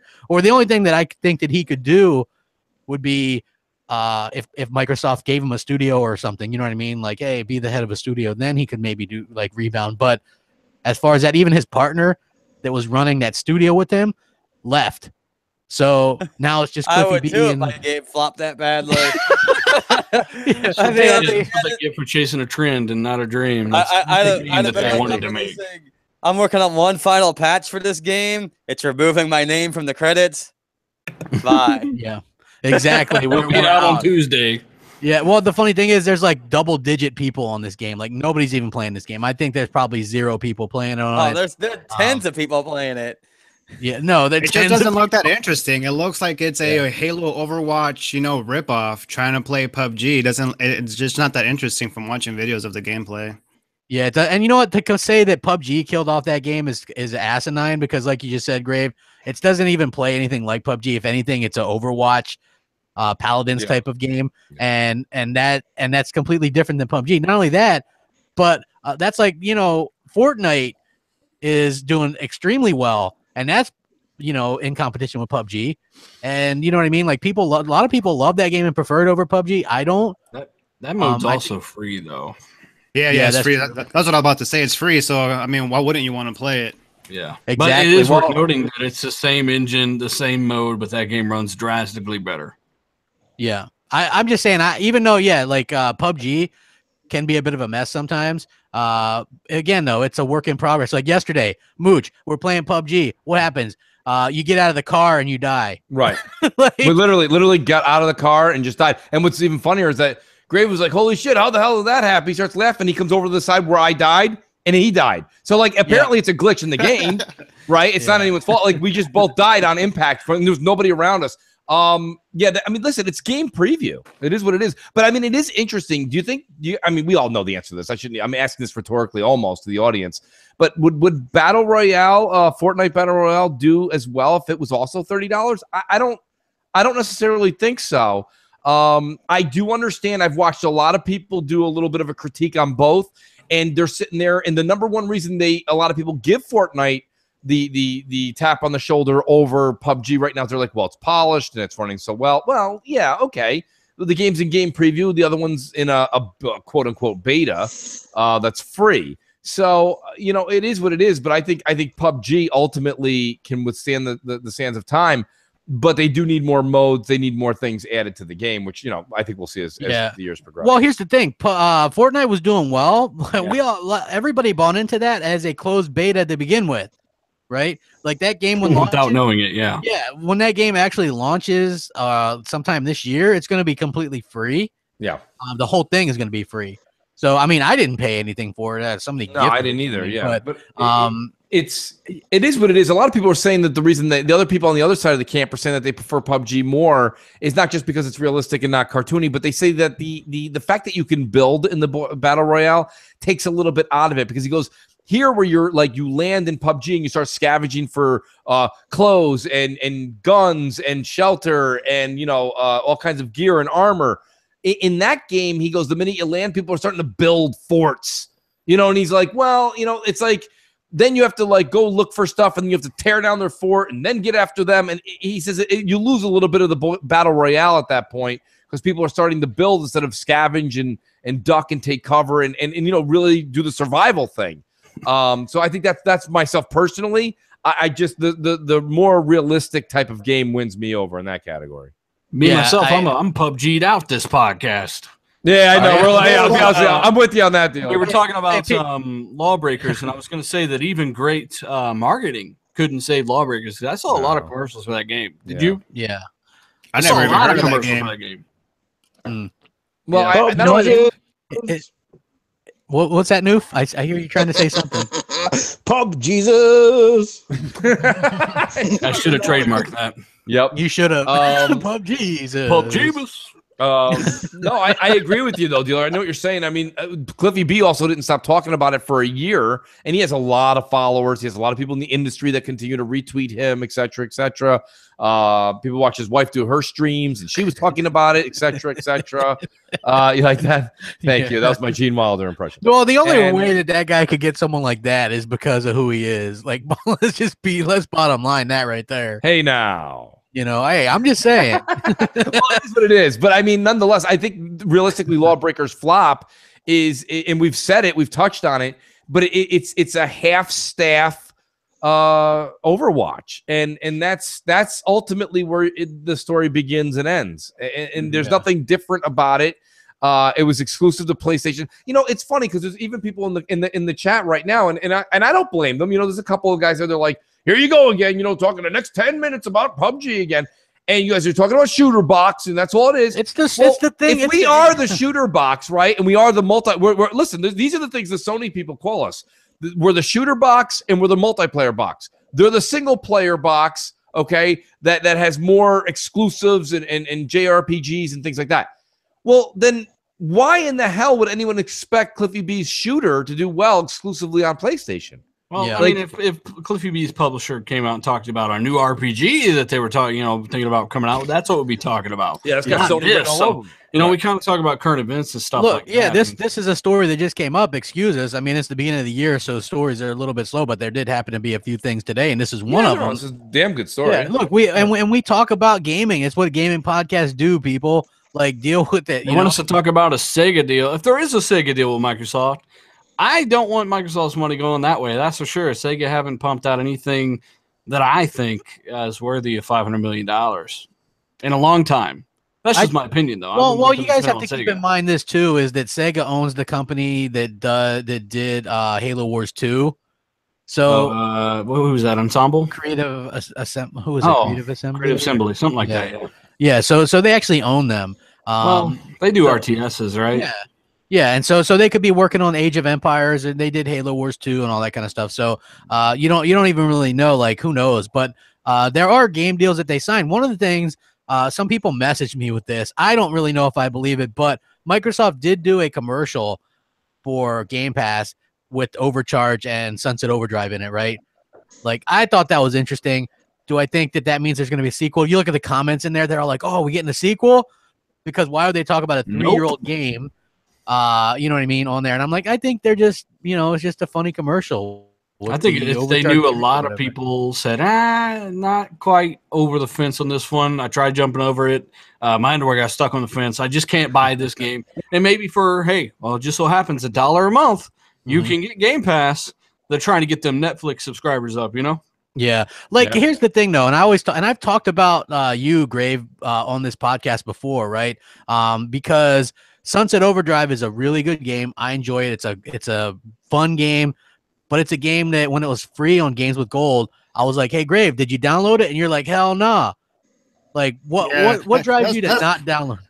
That's my biggest problem, is that I get sucked into specific games that, like, it's a flaw that, I mean, why aren't I downloading these free games? Because I should, because then now that I'm reviewing games, I could have this library stacked of all these games, but I get stuck into games like, let's say you guys probably get some hate, but play League of Legends, and right now I'm playing a lot of PUBG, and that's all I want to play. I don't really have time with me having a family and school and all that and whatnot. I mean, there's only so much time I can shove out before the woman starts yelling at me. Yeah. Well, it's funny, Grave, is you make a good point, right? Because everybody knows I'm not a PC dude. I'm not a fan of PC gaming and stuff. Grave's ass will disappear for 6 months at a time. I don't hear from this dude, right? Then all of a sudden he'll be back on a game and be like, bug the shit out of me to hop on and play some games. Where you guys at? I'm like, bitch, where the hell were you the last 6 months? Oh yeah, playing League of Legends. like seriously, man. That's another question. How Microsoft could have cracked a deal and gotten Hearthstone on the Xbox, something simple like that, right? Like, right. Those are big games. And League of Legends, I'm surprised they haven't worked on a console port for that. Like, you never know. They could be bringing some stuff over from the PC as well. World of Warcraft, any of that stuff, right? World of Warcraft would be a little complicated, but World of Warcraft is crap. Sorry to say that. Yeah, hey, I don't like it either. I'm just saying, like, a lot of people. I tried playing that like for 10 seconds. I was like, nope. Nah. Well, a lot of people ask for that type of game, right? They're like, hey, we need to get some of these big games. Wasn't there supposed to be a game like that coming to PS4 at some point? What the hell is there? EverQuest or whatever? EverQuest Next or whatever the hell it was. Like I don't know. Those MMOs are just, I don't know. I don't think grind MMOs are just as big a thing as they used to be. You got to remember when games came out, there was nothing like it, right? The online thing was blowing up, and it's kind of like why multiplayer and stuff and things seemed so much better back in 06, 07 in a way, because multiplayer and parties and Call of Duty and first ever type shit that will never happen again. Now everything's kind of like we're all jaded a little bit. Yeah. Playing that, doing it. Saying World of Warcraft on an engine that's fucking 15 years old now. Like, you know what I mean? The game still looks like a piece of shit. Might have looked great back in the day, but well, they've updated it graphically. It still looks like trash, though. Yeah. Well, that's like Hellhammer's ass used to play someone like, what the hell? RuneScape was the game that he played, like, I don't know how long ago that was, but quite a bit ago. But he used to sink hours and days into that damn game. And I tried to play it, and it was horrible. Just absolutely not fun. Just horrible, horrible, horrible. Weren't you like a level 99 or something, Hellhammer? Hellhammer. Well, kind of to chime in for Hellhammer, I used to play that game a lot too, and like that was back in middle school, man. That was way back. I don't even remember what year that was, and there was just so much going on. But then again, it just got completely boring having to grind and grind and grind. You played, I'm just not into that. Grave, like we were playing. Remember Hellhammer and Snipes and all those guys would try to get us into that game, and I couldn't get into it, man. Like I tried playing Lord of the Rings online. Being a hobbit in that game couldn't make me enjoy that game. You know what I mean? Even though it's funny to laugh at him, but hey, real quick, Kalalis in the chat says powerful PC devs will not come over the consoles. They don't like how Microsoft and Sony work. I'm guessing he's talking about certification and stuff. But I mean, Blizzard have already made games for the consoles several times this generation. So I don't, when it comes to keeping something like that off, I don't think they're out. No, maybe who's League of Legends made by? What's that? Your friend should know. He played 50 years of it, right? Oh, League of Legends? Yeah. Oh, League of Legends is by Riot. Yeah, I don't know about Riot, but motherfuckers like money. That's the bottom line. So if they're enticed, they will bring that shit over. Yeah, that thing is pretty much an esports now. I mean, you got all these professional basketball teams for franchise slots now, man, coming out this year. I just once again, I don't know why Hearthstone hasn't made it over. That's for sure. At least that's simple. Yeah, I mean, it's on everything already, actually. I mean, it's on cell phones. It's on everything. There he is. Hellhammer, what level were you on RuneScape again? I don't even remember. Yeah, exactly. He was a level 99 or something. Yeah, he was the highest level of something that you could do. It was some kind of thing. It was like he was playing that game all I had the like time. 4 or 5 maxed out stats. Yeah, exactly. Chop, chop, chop. You literally just chop wood and stuff over and over and over in that game. Some of that stuff was thanks to bots. Thank you very much. That's what I'm talking about. Back in the day, you were just content because you were online, you were doing this thing. But today, you would never sit there and chop wood for hours. No. Yeah. I mean, look, this is just move forward. This is like just before the 360 and stuff came out and stuff. I mean, it was still kind of a newish kind of thing, Yeah, I gave it the old college try, but at the end of the day, man, that stuff just isn't for me. I can't help it, man. People want to hate, but I tried doing some PC stuff. It doesn't appeal to me. But you know what does appeal to me? Pringles. Yes, Pringles do appeal to me. And Starburst. Starburst. And I did go through a phase. And Twinkies and Hoagies. No, I don't even eat Twinkies. However, can attest to this. I don't eat Twinkies. I've specifically remember him asking me to buy him some last time I was at the store. So. I've never asked Hellhammer to buy me Twinkies. I swear. Now, I did up some Twinkies and a copy of Godzilla for PS4. Yeah, because I think Twinkies are kind of gross. To be honest with you, they taste spongy. So I was never really a fan of them. But I did eat the what the hell? Not Mounds Bar, but the other one, Almond Joy. Like I did go through an Almond Joy phase there for a while. Yeah. So the funny thing about that one is, shit. Girl used to deep throat Twinkies, and my God, used to get me turned on. Yes, sir. Wow, no shells. Thank you. It's good to know. It's good. The guy in the comments says PC makes more revenue than all consoles combined, but you forget to say that 95% of that is free to play. So nobody gives a fuck. Nice job. I mean, look, Grave spends all that time. How much money have you spent on League of Legends, Grave? Dude, I don't even want to mention anything like that of that sort. I probably could have bought a couple Xbox games, but how they get you is those microtransactions, man. They come out with this super cool looking skins, man. I'm like, oh fuck, man, I want that fucking skin. At least it's cosmetic, right? At least not a fucking star card. Yeah. Star cards. Yeah. Well, let me ask you guys this: Microsoft discontinued the Kinect adapter for the Xbox One S and the X, meaning you can't buy that thing anymore if you wanted to connect on your Xbox S or X.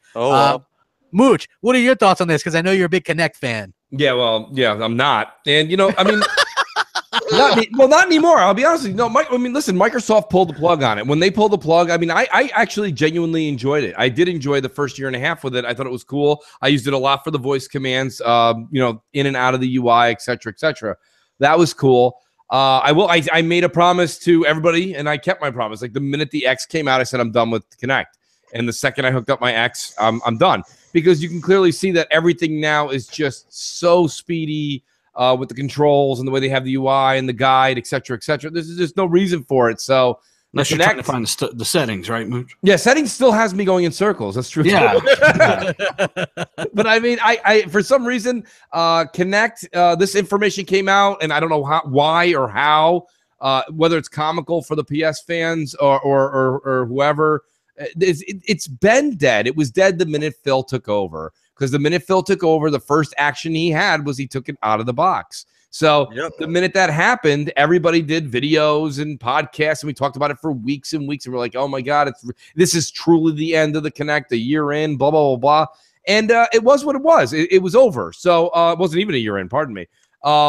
This is nothing. This is Microsoft saying, okay, now let's just stop losing money. We're hemorrhaging money out on this thing and cut our losses. It's done. Yeah.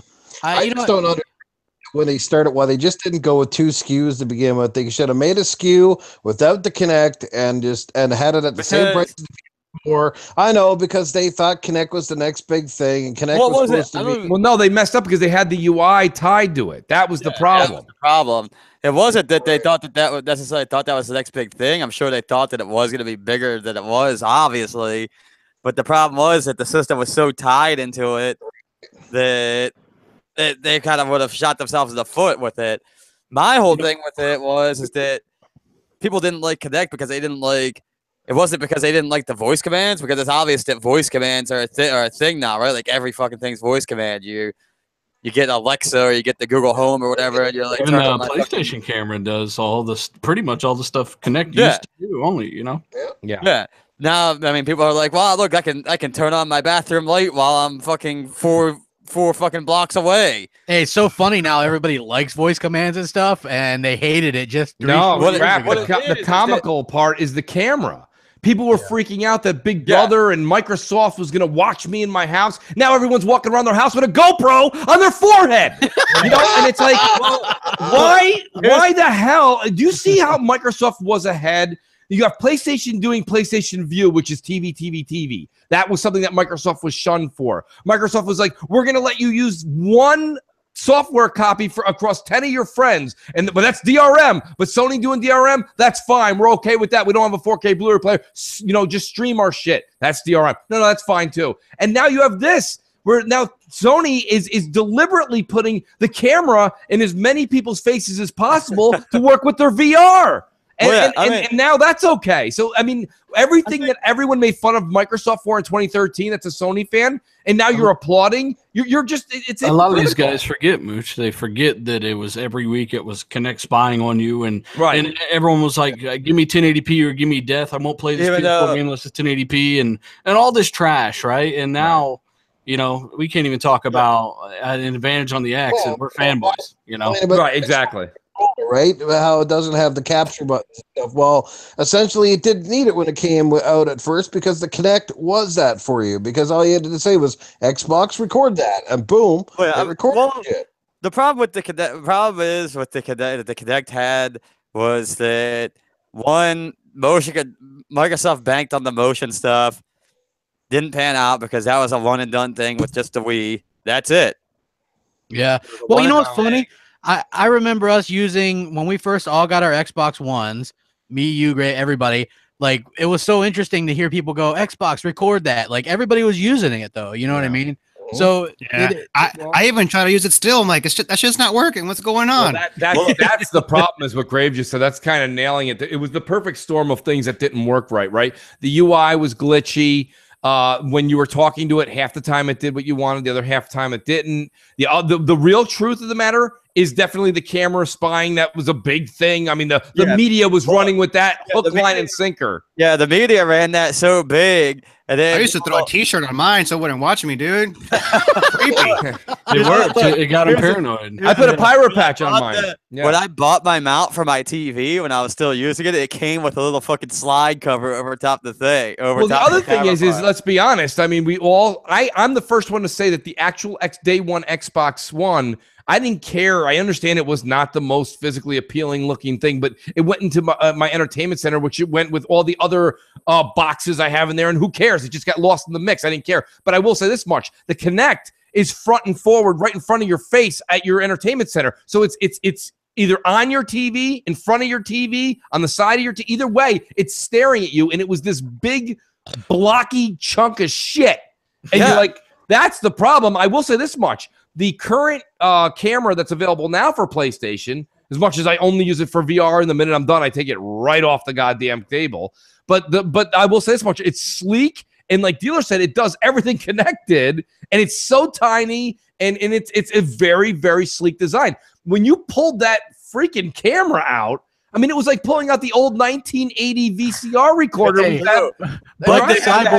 Bud the Cyborg in the chat goes, the NSA is the reason I refuse to buy Kinect. Like, yeah, that's what people used to say. Let me throw you something out here, right now to you, right now.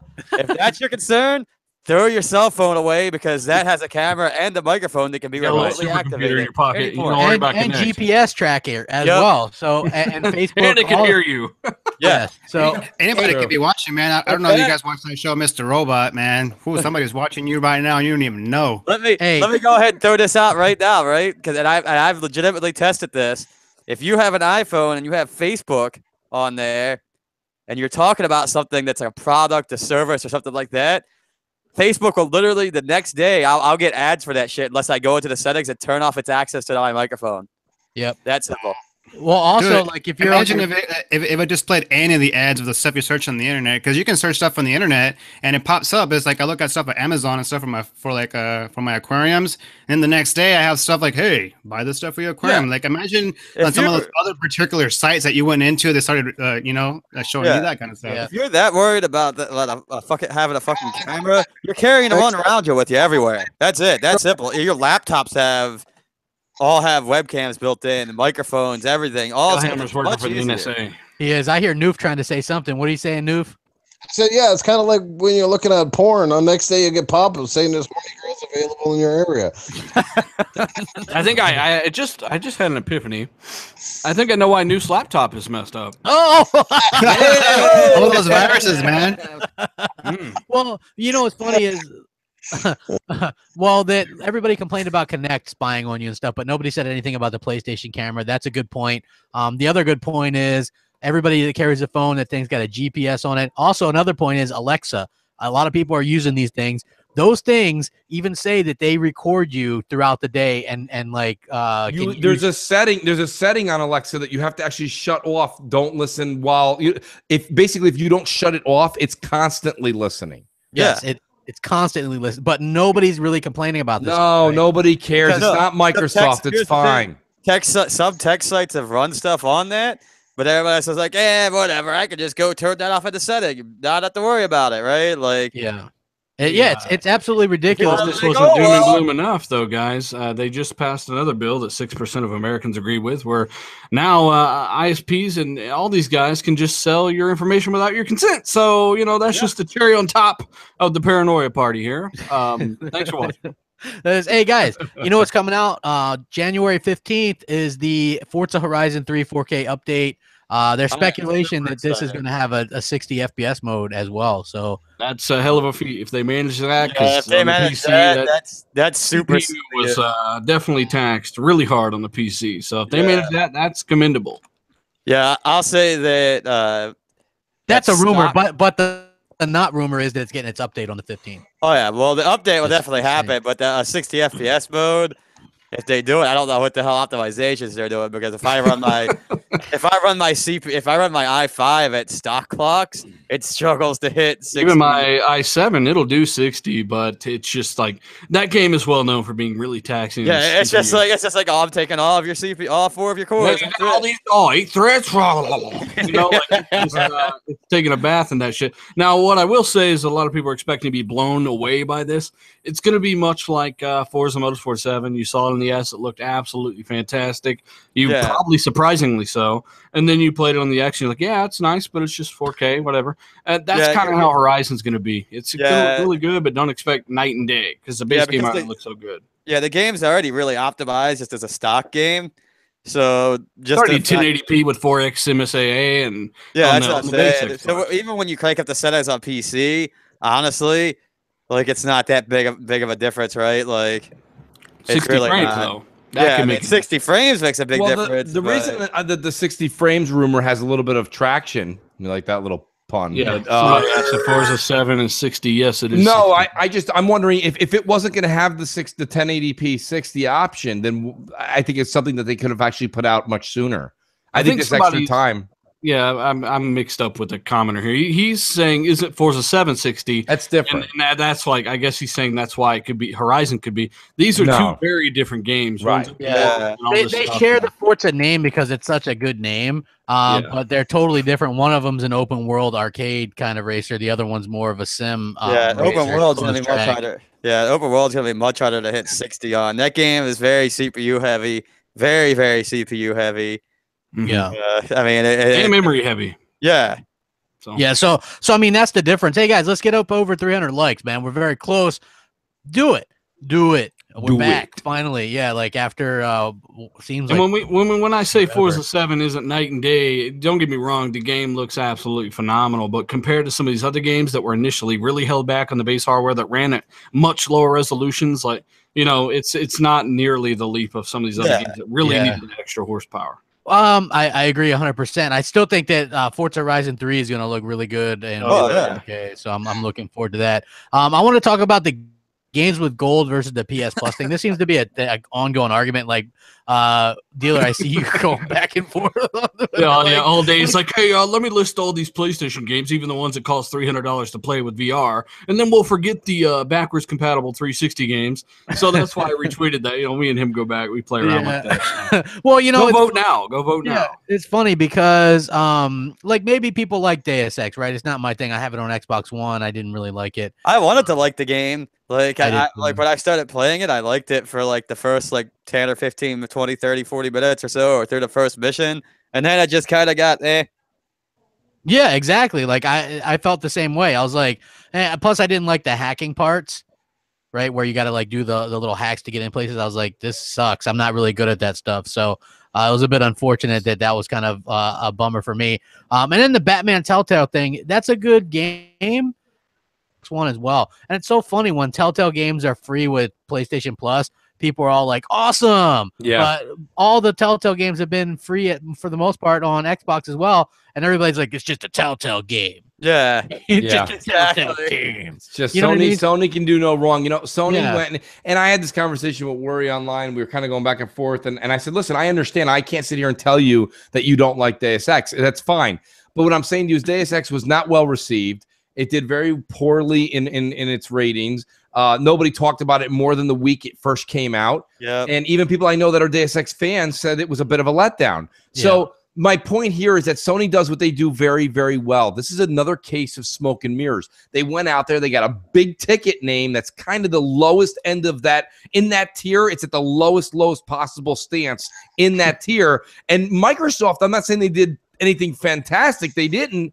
But the reason I said it's almost a wash is Zombie U, whether you liked it or not, okay, first was a launch title for the Wii U. Yeah. Okay, and nobody liked it because it was on the Wii U. Put it to you this way, Deus Ex is $7. I still didn't buy it. Right.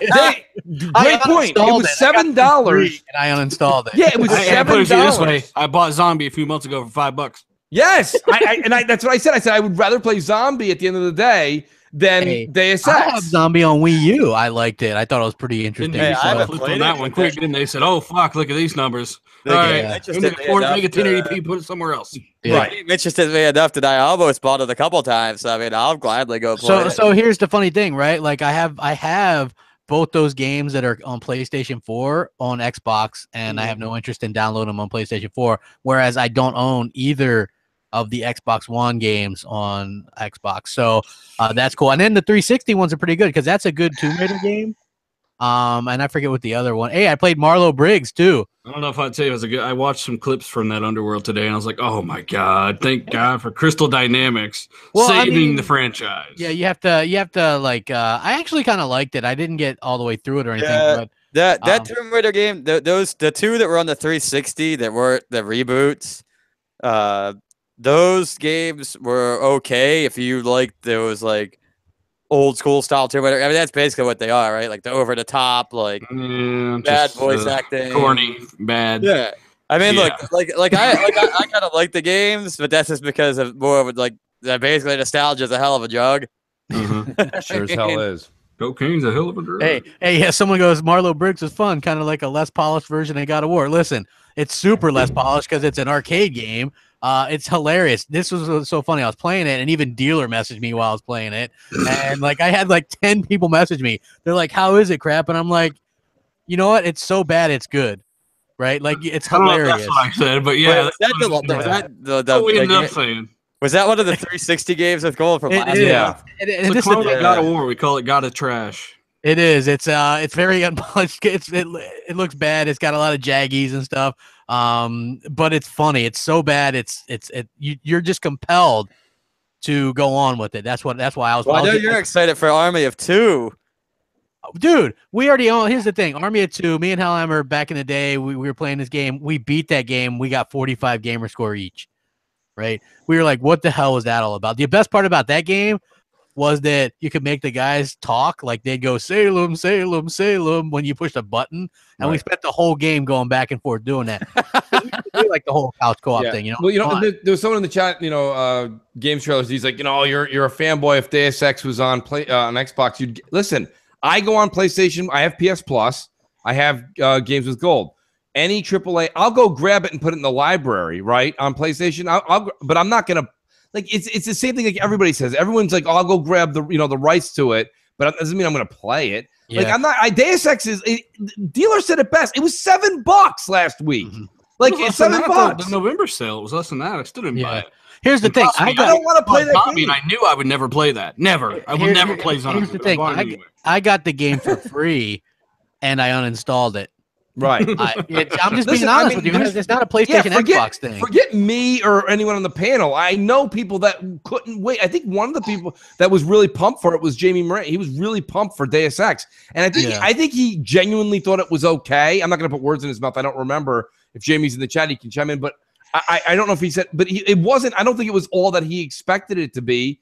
I think it was a bit of a letdown. So, my point is that I understand what Sony's doing right now is they're trying to just get as much hype as possible because they know that they don't have the stronger console anymore. So they want people to do any kind of buzz talk, and even if it's for 2 business days, that everyone's like Sony's got the better PS Plus games. That's just a lot of buzzword for them. Maybe it gets more people to pick up PS Plus. Maybe it gets more people just to say their name. It doesn't matter. They're going to make the headline with that because, yes, Deus Ex is much more popular than Zombie. But when it comes down to it as quote-unquote gamers like we all are, we know that Deus Ex didn't do that well. And it's really just it's kind of like when you say, hey, you know what? Like I'm having so-and-so appear at my opening for this bar. And if it's a B or C person on the the celebrity list, nobody really cares that Mike from the fucking Jersey Shore is showing up at your opening. You know what I mean? Like nobody cares that Snooki's going to be there. Like, I mean, the point of the matter is that Deus Ex is just a name,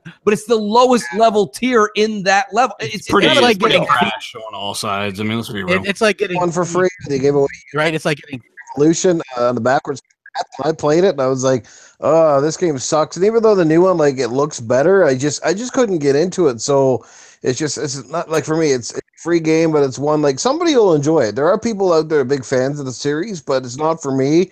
I'll pass on that one. I do like the 2 that they're giving for the 360, the Tomb Raider and Army of Two. I used to own both of those games on disc in the past. I don't have them anymore, and I've never finished either one. So at some point in time, I'll add those to the backlog, maybe go back and pound through them. But they're both kind of lackluster games with gold and PlayStation. They're both like kind of like, that's why I said it's kind of a wash. Like I don't care on either side. I mean, you remember Deus Ex? They had this stupid thing, pre-ordered enough and it'll come out early.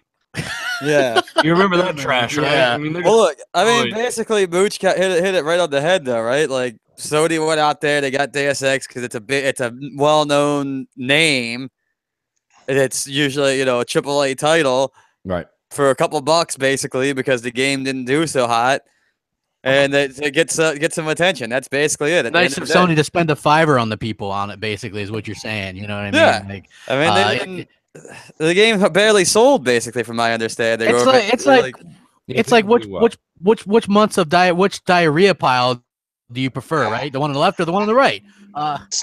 Just let me say, I've said this before, and I'll say it again. We always look at games with gold and PlayStation Plus games from our perspective. And that means the perspective of the kind of people that generally, if we want a game, we go out and buy it. Most of these games we bought on day one. We've had them when they were brand new. We played them to death. So we're looking at it going, but we got to remind ourselves, especially now, like during this time of the year, there are thousands upon thousands of new PlayStation owners and new Xbox owners that never had the chance to experience those games, whether it be a 13-year-old kid or a 50-year-old is picking them up for the first time. And they're probably going, man, these are awesome. You know what I mean? And technically they are. It's not that they're bad. It's just I think that we always were far too critical of these games, and they're free anyway. So like when it comes to Xbox, we were always paying for our Xbox Live before we even had free games. So it's just a bonus. Like it's nothing to get your panties up in a knot over. And we also can see that Microsoft, they're trying to sell Game Pass, and they're obviously choking the selection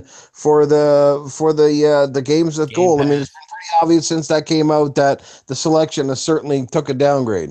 Yeah, I mean, there could be something to that. I always thought that was an interesting take. I'll wait and see how, like, to me, it always made sense to have something really kick ass when the X came out, get some enhanced stuff, maybe put Rise of the Tomb Raider in there. You know what I mean?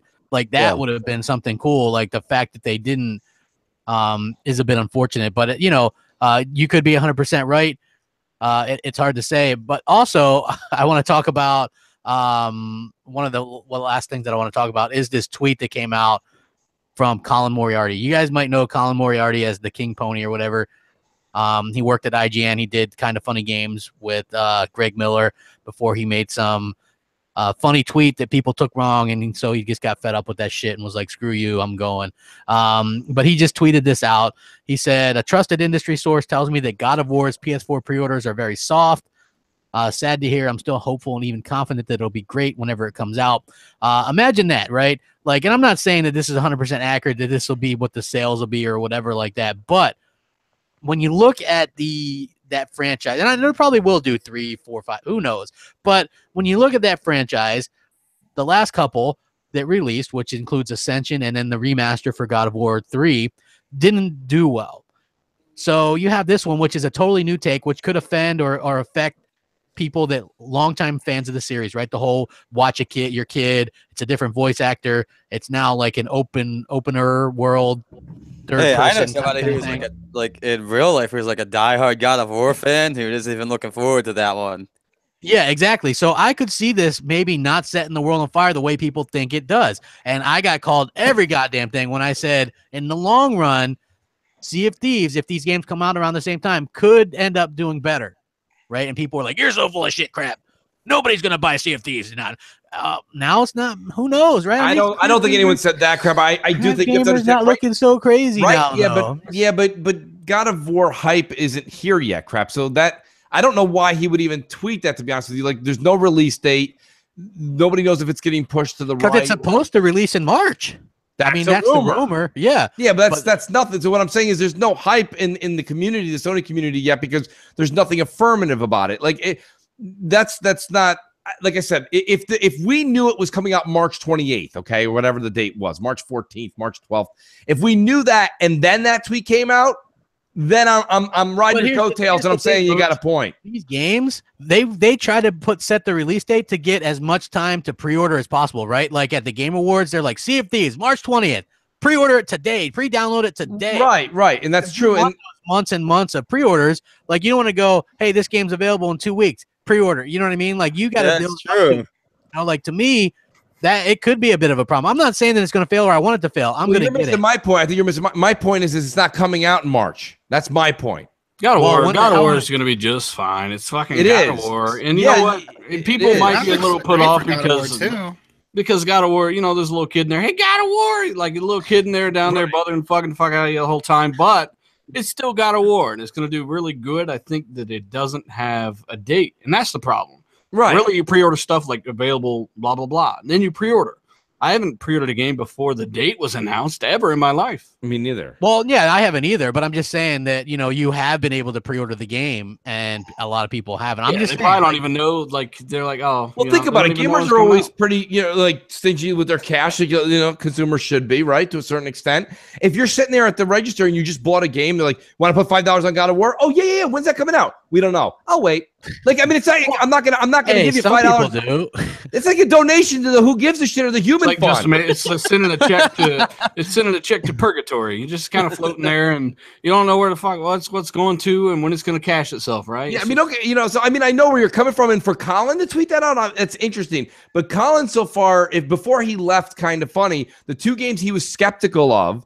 One was Days Gone, and one was God of War. He made that clear when he was on the show. He said, behind the scenes from what he saw, he didn't know the direction and how that was going, and he didn't think it would pan out the way that he thought it would go. But he ended up being positive, saying maybe I'm wrong and maybe they'll change things. So it's too early to tell. Interesting, though. I mean, that is interesting. That's all I'm going to say. And with that, Mooch sends me a damn gift. You bet your ass I did. It's time that the time's up. And so it flies by like that. Please hit that like button. Mooch, what do you got going on? Is Crossfire back? Absolutely. The vacation's over, folks. Crossfire, 7 o'clock Friday night. 2 great special guests joining the panel. It's going to be a lot of fun. Everything's already set up. Set this one up a few weeks back. I think you guys are really going to enjoy these folks when they come on. A lot of Q&A. And just a lot of discussion. Then we have MNC Mornings back on Sunday morning. Woo! A lot of content coming on too. We're going to be having a rundown and a top 10. So stay tuned, folks. It's gonna be good. Dealer, what do you got going on? I know you guys had some RDX last night. We did have some RDX last night in every position. It was great. Great show. Great show. We had Invader on, and it was a good return to form. Also, just for people to know, I'm sure you saw, I'm giving away a copy of Assassin's Creed Origins to Twitter followers. So just to enter that giveaway, just go to my Twitter, dealer_gaming. Follow me there, find that post, and of course, do as it says. And, every single person I've given a game to for these giveaways, they're like blown away that it was them that was chosen. So you never know. You could win. And also Xbox Live at II space dealer space II, and YouTube at Dealer Gaming, of course. Yes, always good to hear and good to have you back and everybody doing the show. Hellhammer, what do you got going on, dude? Not too much. I'll be back on here next week. Otherwise, you can find me on Twitter at XXHellhammer or on Xbox Live, XX space Hellhammer. Good stuff. Noof Nukem, what do you got going on, bro? And guys, where to find me on the toilet as usual. No, just kidding. You will find me back here next Wednesday on the Xbox Nation podcast. You'll also find me on Mondays with Attack the Glitcher for the X-Power podcast. And you can always find me usually hovering around playing one or the other on Xbox Live at Noof Nukem, on PlayStation Network at Noof_Nukem. Hit me up with an invite, send me a message, all that good shit, guys. Anyway, Happy New Year to everybody coming back, and thanks for joining us tonight. Make sure you hit that like button on the way out. Again, Crap, thanks for having me here, guys. And hopefully my computer is back up and running at full speed for the next podcast, so get that shit figured out. You've replaced the glitcher as the glitcher on that podcast. True. And I want to thank my good buddy Grave. Grave, where can people find you? Tell us a little bit about what you got going on, man. First and foremost, I want to say thanks for finally having me on. I know I've been begging to come on, get some spotlight. Hopefully, you guys can come check me out on my YouTube channel. I'm starting to do a lot of game reviews, gameplays at MOH Gravedigger. That's the YouTube, and then over here on Twitter at L Grave Gaming L. Thanks for having me, man. Appreciate it. No problem. Actually, you know what? I can tell you right now that I've had people on here that were much worse than you. So you can definitely, you should definitely be proud of yourself, man. Because I could think of a Boldly Beaver that was much worse than you too. Maybe there's something I don't know about. I don't know. But we'll catch you guys next week. Thanks for joining us. Have a good time and play some PUBG. We're out of here. Later. Peace.